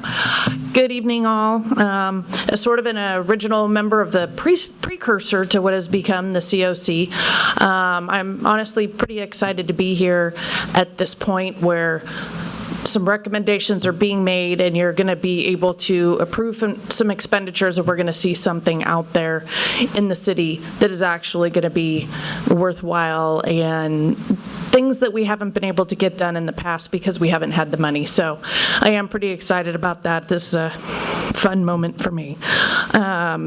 And I know there's a lot of others out there, part of the ad hoc committee originally, that are all in the same boat with that feeling that we're pretty excited that these steps are being taken. And I do want to, I'll agree with Susan. I really appreciate, I've been at the meetings. I appreciate all the work that staff and commissions have done, put together, brought to the committee, the time that they've spent going over the budgeting process and the different information that they've been given. It was a pretty short period of time, and so they really had to work hard and think about some things in kind of going through these recommendations. One of the things that I had noticed, I don't agree with this funding for the deputy and the CSO. I really do feel like it does overstep the boundaries of what the commission is supposed to be doing, or committee. And we want to make sure that we are spending this money on what it was proposed for in the measure. And I kind of brought that back to the committee recently in the language of the measure. Maintaining, repairing, making sure that we don't lose something. And at the end of the day, at the end of an annual budget, if we need some of this money and it needs to go to Measure R to make sure that we don't lose police and fire services, that's a whole other game. But bringing forward monies that have to be spent on a budget that is already in a shortfall is not good planning. So I do feel that that was a little bit of an overstep. It was one of their first things that they did, so maybe they didn't quite understand the budget as well as they could have. But I hope that you take a really good look at that. And every time we need to go and look at, I noticed on page 2 of your report, it talks about the intent of the measure is for public safety and infrastructure. There's a whole lot of other words in that measure that we need to look at every single time this money gets approved, every single time it goes to the committee. It needs to be remembered that this is also for infrastructure. It's for facilities. A Band-Aid is one. 100 Band-Aids needs to be rebuilt. Thank you. Thank you. Next speaker, Bill Naylor.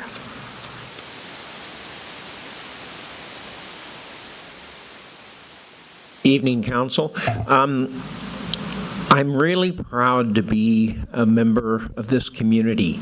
Watching everything that the city staff has done and the Major R Committee has been doing, they've really stepped up to do an excellent job in reviewing all these proposals for you. Everything from the streets to the trails to the infrastructure on the roofs and the parking lots. There's just so many things in there that really need to be done and have not been done for so long. And it really needs to be addressed. I do want to agree with Corrine and Susan about the public safety request. At this point, I would strongly recommend that you not approve that part of it at this time. It doesn't mean that we can't at some future time, but we have so many needs to take care of at this time. We really need to spend the money to build up our infrastructure so that we have something to work with and to be able to maintain. That's really all I have to say. Thank you. Thank you. Next speaker, Norva Williams.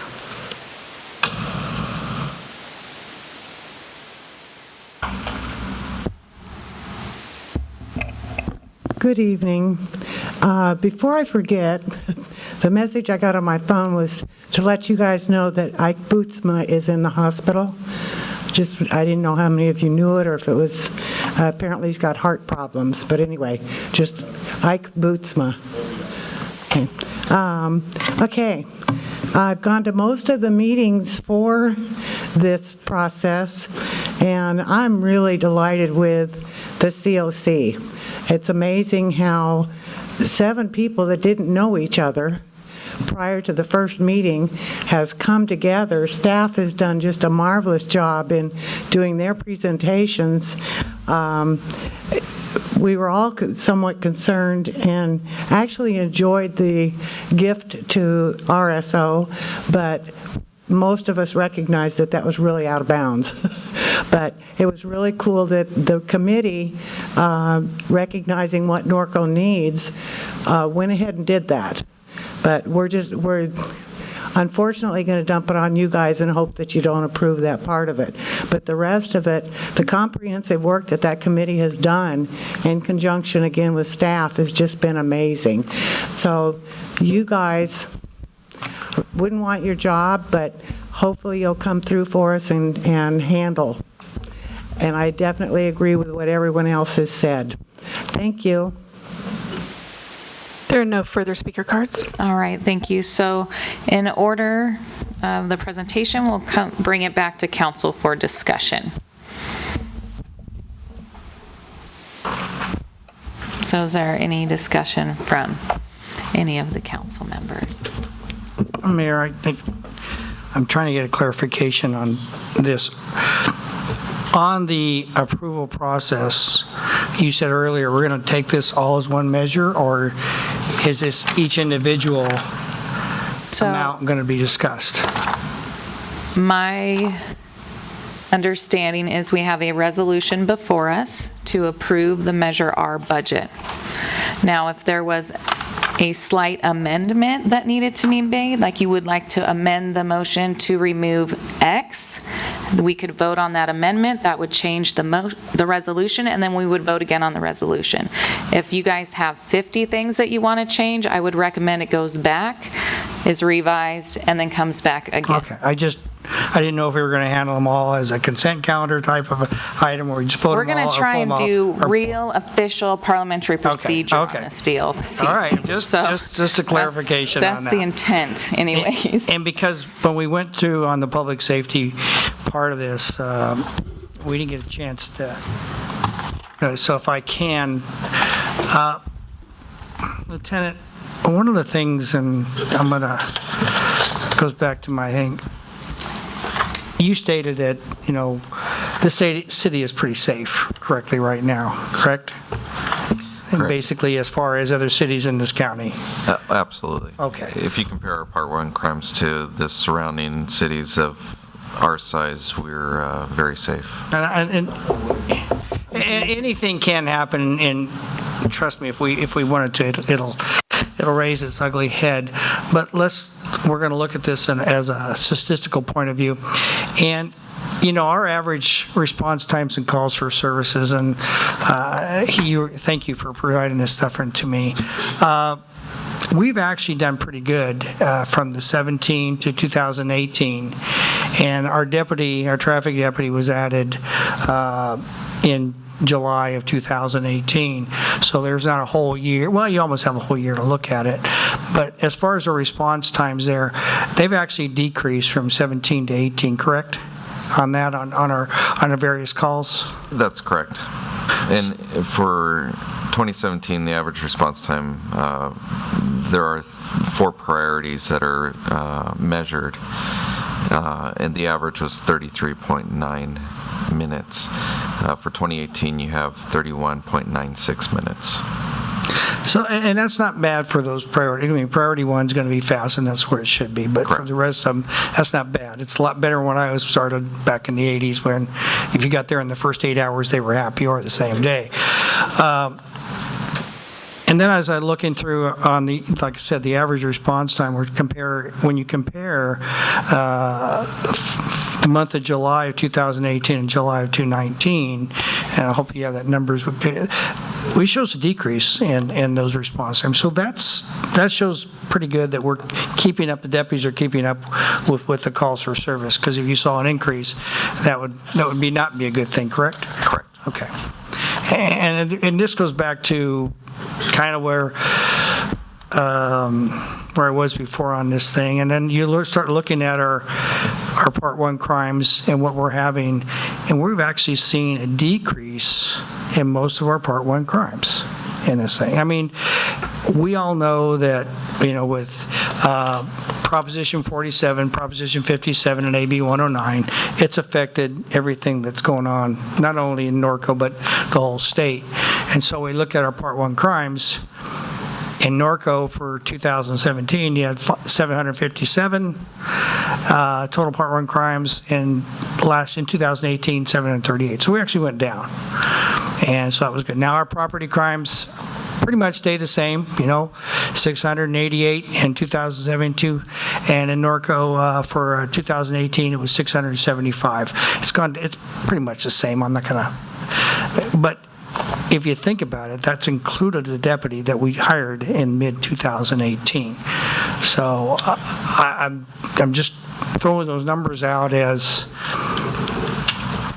and thank you very much. I throw those numbers out because when we first put this together and we added the traffic deputy, we talked about that for over a year. Our deal was that we would sustain that traffic deputy.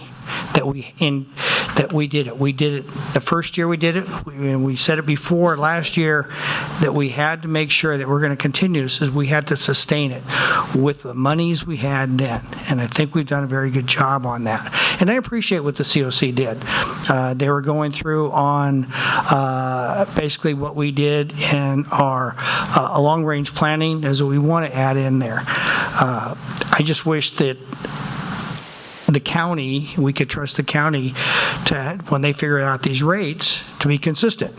And consistently, what's our average increase a year? Other than this one time we had 2%, but it's been about 6%. Yeah, historically it's between 6 to 9%. I mean, if you look, that's what we've been told.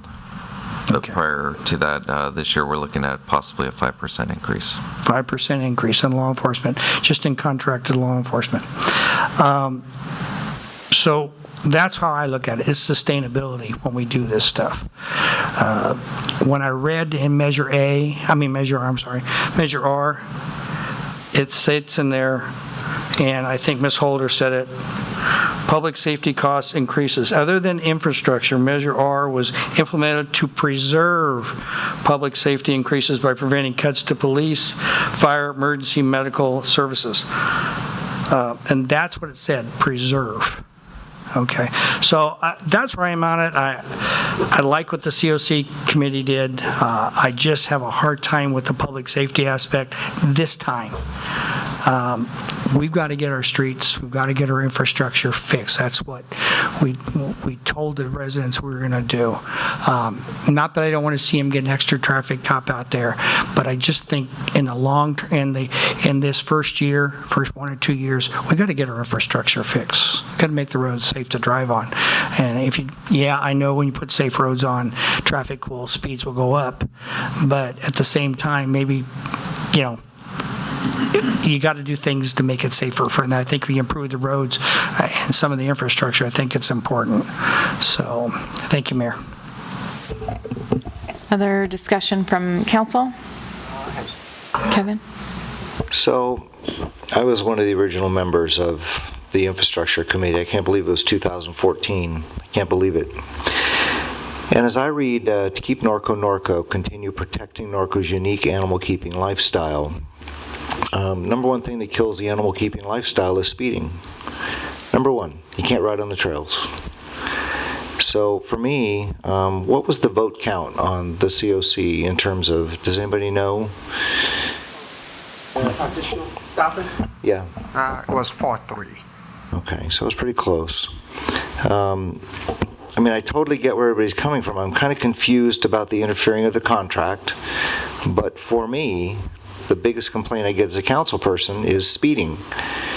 And speeding will kill equestrian usage, which will cause less horses in the community, which makes it harder for people to want to spend the money for large lots. And above and beyond everything else, we have to protect the large lots.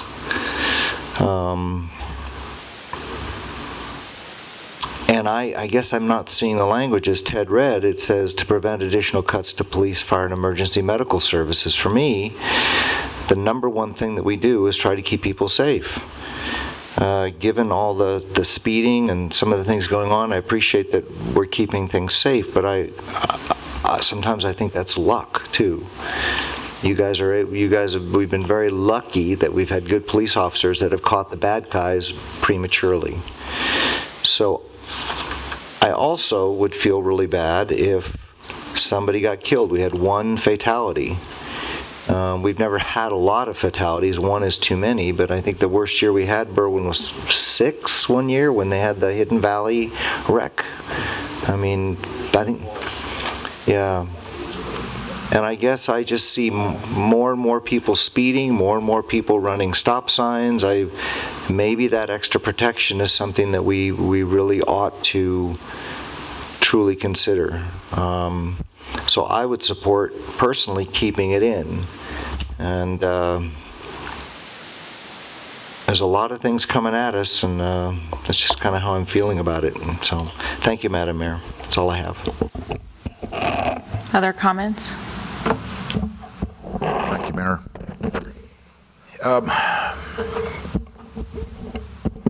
For the most part, in agreement with Councilmember Hoffman that Measure R was sold to the residents' infrastructure, but to prevent further cuts to public safety, not to create new positions. I strongly believe that it should be a council policy to look at public safety if it needs to be increased, though I appreciate all the work that the committee has done. But in just for a correction, if I could, in our staff report on page 3, when we talk about public safety enhancement, the COC did revisit their decision, and that was a tie vote. It wasn't a majority to keep it. So that was quite apparent in the staff report that was presented to us. I think this is something we look at in the future. I mean, the need is certainly there, but I guess one of my questions would be, with the Measure A funding, if we get into patterns of increasing public safety out of Measure R funds instead of general funds, at what point does public safety take all the Measure R funds available? And when there's no longer any money for infrastructure or trails, there's a point somewhere down the road that with the public safety increases, it will eat all the Measure R funds up. And I think all of us were, at least I'll only speak for myself, Measure R funds was just to be considered a bridge, that we need to look at other ways for tax revenue to get us there. It's more of the lifesaver to get us above the water level, but it's not the end-all solution. So I guess that's a question for you, Andy, that to me, public safety should come out of general fund. I think there's a point where we would just wipe out the Measure R money with public safety.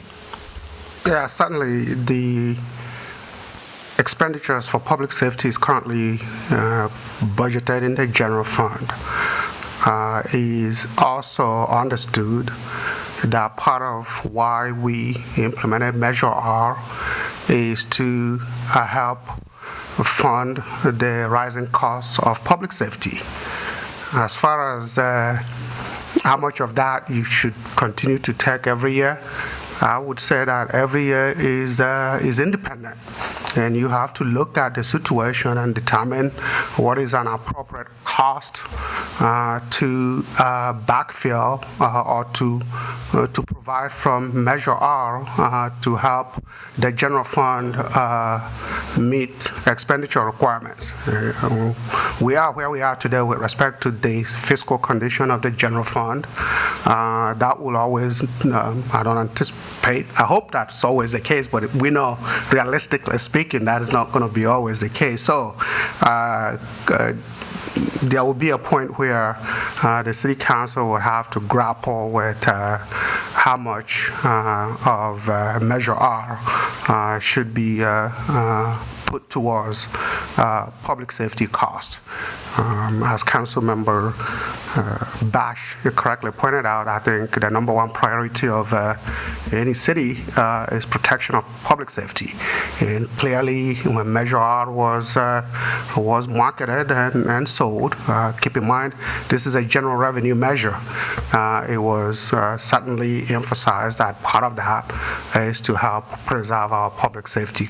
And part of that preservation, in my opinion, would be to help absorb the cost increases related to public safety.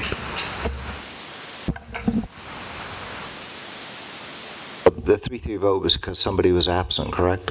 Yeah, clarify the 3-3 vote. The 3-3 vote wasn't it was just a vote to determine whether that we are going to revisit the previous vote on where it passed 4-3. And if you remember, initially they had actually voted to approve the cost increases of $744,000. But on a subsequent meeting, they agreed that they wanted to revisit that item. And then the vote at that time was, we're going to hold that item in abeyance. The other two items that they talked about revisiting was the vote pertaining to the additional staffing for public safety. And there wasn't a consensus to revisit that item. That's a 3-3. One person. Yes. Berwin.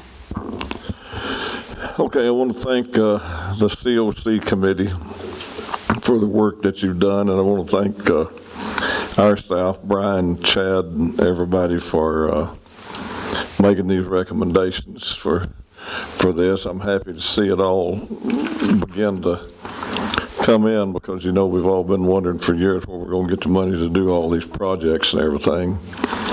And myself, I don't have a problem with the extra officers.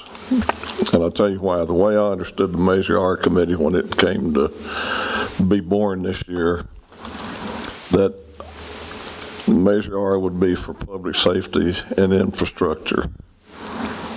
So I figure that we've already won part of the battle by bringing Measure R to the public to let them vote for it and pass it. And we've done what we said we were going to do by putting together an oversight committee to judge it. And they've come with a pretty good list of things here to do. And like I told Brian, I'm really proud of this Santa Ana River Trail project, because I remember that 15, 16 years ago. It takes a while to get things going. I'm also happy to see the City Hall and the substation improvements with the security added in there, because I want to see how that's going to be. But that's my 2 cents worth. Thank you. And I guess this question is to John. And then to Andy, you tell me if it's, the city council sets, and this was mentioned by Susan, City Council sets policy. We set contracts and agree to contracts, correct? Okay. And this goes back, we're taking a recommendation. It's a recommendation that it's going to require 4/5 of this council to agree on, to deny or to accept this. And from right now, from what I'm getting, most of our discussion is going to be on the traffic deputy and the CSO. Can the COC actually recommend us increasing our contractual rate? Is that legal? Yeah, I don't think there's any real legal issue. It's no different than all the other recommendations are to enter into a contract with somebody to spend money. So I'm not sure that it's that much different. I think that the question initially was, given the rules that were adopted by the council, whether or not it was appropriate for the COC to address issues which were not provided to them by staff, because that is the rule, that its staff provides, they review. It's not, the COC is not in a position to develop its own programs and make recommendations about how the city council should spend money.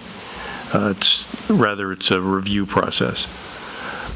And I think that the argument was at the time this came up that this isn't a review, this is an initiation of a program that's outside of the responsibility of the COC. The only other comment I have is that, at least I believe that the rules are, a simple majority passes the budget, that if you remove something from it, it requires a 4/5. Okay. I don't want to make it. Amendment. So if there was a potential amendment, the amendment would require a 4/5 vote because that would be changing their budget. Then would it be another 4/5 after amended, or would it be a majority after potentially amended? Okay. Although it becomes a little more complicated because of how this got here, in that since at least arguably the COC didn't follow the rules, whether or not it requires a 4/5 vote to remove something that shouldn't have been there in the first place. And I think kind of we've taken a position it probably does. But on the other hand, you can also make an argument that under the rules it shouldn't have been there to begin with. And so there's no obligation for the council to consider it. Interesting. Thank you. So I have a couple of comments. The first one is reading the staff report and in the discussion specifically on a tied vote or not vote or any of that. Parliamentary procedure is incredibly important in things like this, especially when we're reading minutes. And I know it can get complicated because I had heard there had been a motion to reconsider. In the minutes, it's a motion to withdraw. Those are completely separate in parliamentary procedure, and they are not handled the same way. After hearing Andy's discussion, it sounds like there was a straw poll taken before an actual motion and a vote. That kind of stuff should not be happening because that's how the confusion and the mistakes happen. There should be no straw polls or trying to see where people are at to decide if you're going to make a motion. You need to make a motion and then have the discussion and have the action on those items. I can't tell you how many times I've gone back and forth and read the staff report and the minutes and then referred to Robert's Rules of Order, and it is not cohesive. And so there is some frustration on my part over that. The next thing I would like to kind of address would be on the comments to public safety. I as well have some concerns on the addition. The way that I read the ballot measure, it was to prevent cuts. So then I go back to the discussion with the committee. Off the bat, there was an approval to kind of backfill that $744,000, and I would see that within the scope of COC, but then adding the deputies I don't see in the scope.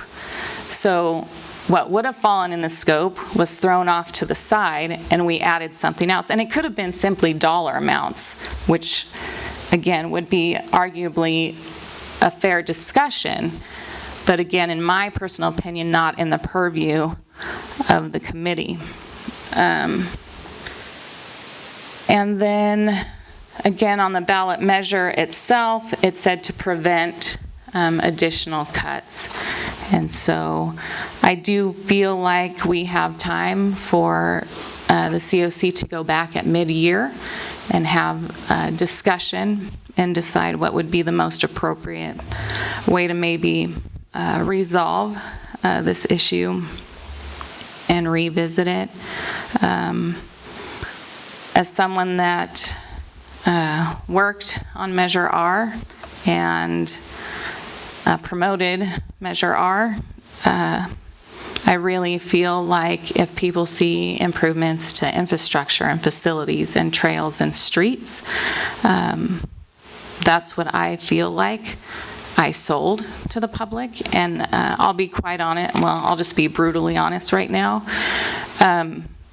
If things don't go well for this and things aren't spent well, the people sitting up here are going to take the heat over it, in my opinion. The COC is going to be somewhat insulated from that, and so I think it's really important that that's taken into consideration. The other thing I'd like to point out with what was presented, I took the dollar amounts and I did some percentages to see how it matched up to the ballot language. So the way it is proposed right now for streets and trails, it's $2.1 million, or 48% of the revenue from Measure R would be spent on streets and trails. If we look at infrastructure, it's $1.5 million, or 36%. Public safety was $478,000, which would be 11%, and then parks, $168,000 for 3%. I am super proud of the COC because if we look at streets and trails and infrastructure, you're looking at over 80% of the revenue. That is fantastic, and I think that's what we sold to the residents that voted in favor of this. So that's my 2 cents on it, and if anybody has any other discussion, I'd be happy to entertain that.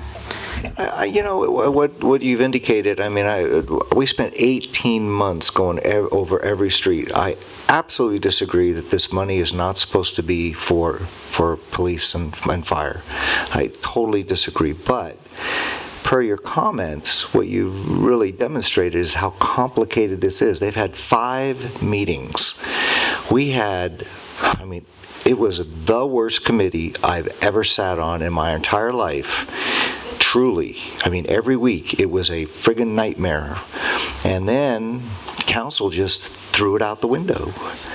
And so I think that for me, I have no problem, even though I do disagree, but it's complicated. I like the idea that this discussion goes back to that committee, and I like all the rest of this stuff. So how do we, I mean, I'm going to keep revisiting public safety. I'm going to keep revisiting it. I don't care how we do it, but I want another deputy. And I'm going to tell you right now, if somebody gets hurt, I'm going to be real ticked. If somebody gets killed, I am going to blame people. That said, let's go to the other 4. How do we make the motion to exclude that piece and just go with the rest if everybody likes the rest? Yeah, that's... And I don't know if Greg's got anything or anybody else. Yeah. But I'm ready to make a motion on a resolution. Yeah, well, For amendment. Yeah, For an amendment. Probably the first motion should be to remove the. But we have to have a motion for the actual budget before we can remove anything not in existence until. To approve the budget and then amend it. Yeah, but that's I think after I mean, it's kind of the horse before the cart. Don't we have to make the resolution to approve or to remove the stuff that You can make a motion, if you want to just do it one time, make a motion on the budget to, for everything except those two, and if it passes by 5-4, that's okay, but otherwise, I think the appropriate way is probably to, since this was the proposal from the COC, that your rules say that in order to not adopt a proposal from the COC requires 4/5, so you would vote to not consider, to remove those two first, 4/5, and then the remainder is the budget, and that will be the resolution. Okay, so can I just give my proposal real quick? So there can be a motion, somebody can make a motion to approve the budget as submitted by the COC, and there's a second. Then that brings it to the floor for discussion. After that, then somebody can move to amend said budget by removing the deputy and the CSO. And then there would be a second on the amendment, potentially. If there's a second on the amendment, there could be more discussion. We would vote on the amendment, then that would in turn change the main motion or resolution, and then we would vote finally on the resolution. That's like real Parley Pro. Except that you would never make a motion, I mean, you would never vote specifically on those two items, which is the only thing that requires 5-4. You could just say the amendment would have to pass 5-4. Yeah, but that isn't what the rule is. Well, then we would do the amendment as 5-4 and the resolution as 5, it had to be 4/5. And I was trying to do it more simply in that. And not following the rules, and then we go like, what's in here? I'm just, okay, because I'm confused, because I would think you would do the amendment first to eliminate what you do on there. But I'm just, John, that's why you're sitting up here. You're supposed to be our Well, where's legal the counsel. Robert's Rules of Order where an amendment comes before a main motion? Show me a chart where that's No, this is, except that I'm not suggesting that you, the only thing that you will be amending, and it's not an amendment, what you will be doing is voting to, as your COC rules require, voting to remove those two items from the budget that you will eventually vote on. And that requires 5-4. Once you do that, then what's left is a part of the resolution, and you vote on that, and it requires civil majority. But it's not, I don't think, a Robert's Rules of Order issue. making main motions and amendments? What you're doing is under your rules, your COC rules, that in order not to adopt what the COC has Right, I understand the proposed, 4/5. Yeah. 100% understand that. But you have to do that before, you can't, you need to be able to address the removal of the whatever you want to remove or change. I mean, it doesn't necessarily be removed. If you want to spend less money on one of these, you need to adopt that first, and then that will result in whatever budget you adopt in the resolution. Okay, so then other matters, I'll probably ask for some Parley Pro training, because I'm so incredibly frustrated right now. So, yeah, Councilman Newton. Thank you, Mayor.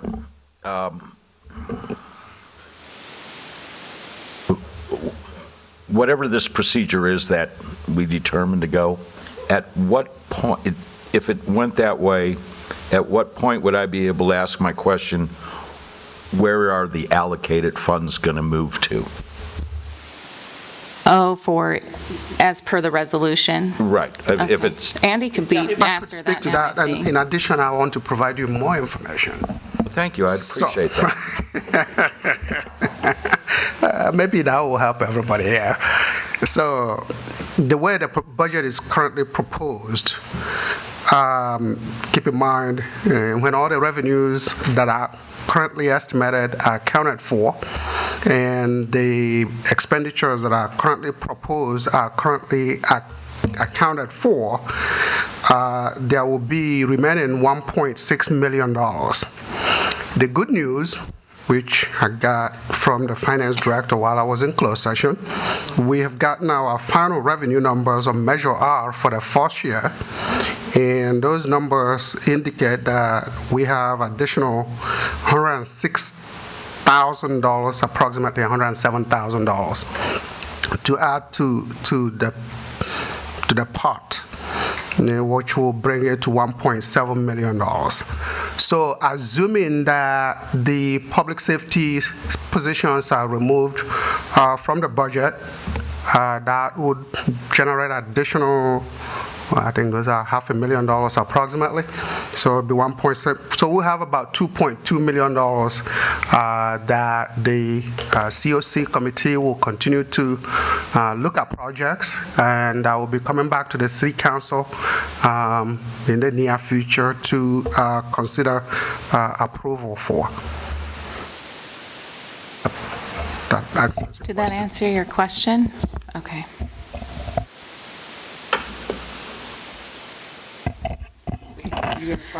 No, go ahead. Any way you want to do it is okay. Is it okay with you? It's very clear. And thank you, Andy, for that clarification.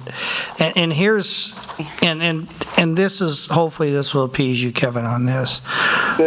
What I would like to do, and I would like to accept the budget recommendations from the Measure R Citizens Oversight Committee as submitted with the following amendment.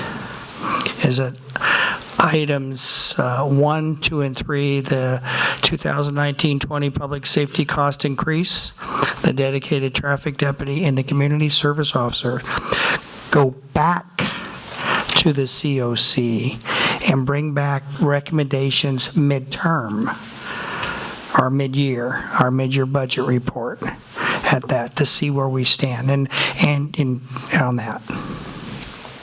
Second. And if you do that in that way, and that's really a motion to adopt the resolution, then as long as it passes by 4/5, then that's the only thing you need to do. Okay. So it's been properly moved and seconded to... Require 4/5 then, or a simple majority? It'll require a 4/5 4/5 because you've changed, the motion changes the recommendation of the COC. All right, so Councilman Hoffman, make sure I get this correct. It has been properly moved and seconded to accept the report of the COC with amending the budget resolution to remove items 1 of the public safety cost increase, which just for public information is a dash at this point in time, or a 0. Item 2, dedicated traffic deputy in the amount of $344,800, and item 3, community service officer in the amount of $134,017, with those 3 topics going back to the COC to be discussed and brought back after mid-year review. Is that correct? Dana, are you good? Okay, awesome. Seconded it. And Kevin seconded it. So we're ready for a vote.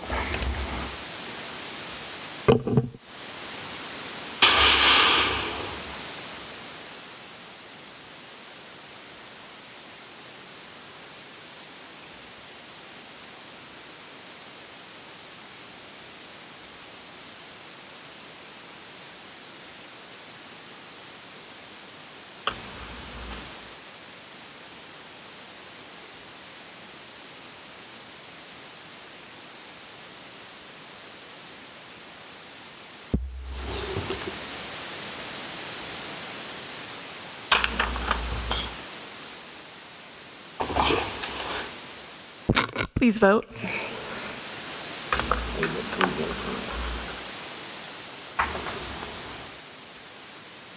The motion passes unanimous. All right, thank you.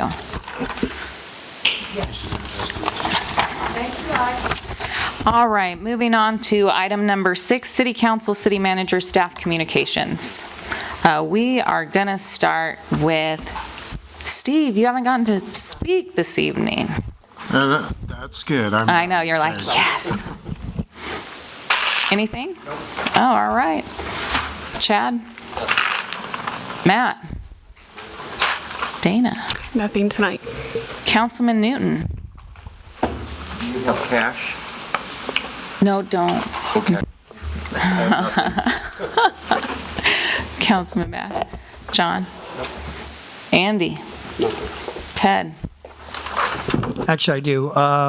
As I said earlier in my comment section, We have I sit on the Western Riverside County Regional Wastewater Hill.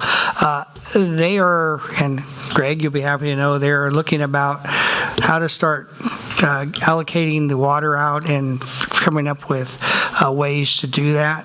So I would like us to see, I know Chad's worked on it and they've discussed it, do that plan for a workshop for the council in the near future or sometime soon before we have to do that. And they presented us at the board of directors some ideas on their contracts, which we threw back at them. So it's coming down the pipeline. So we literally, and we're in a good position because we're the only one that has actually a contract with them.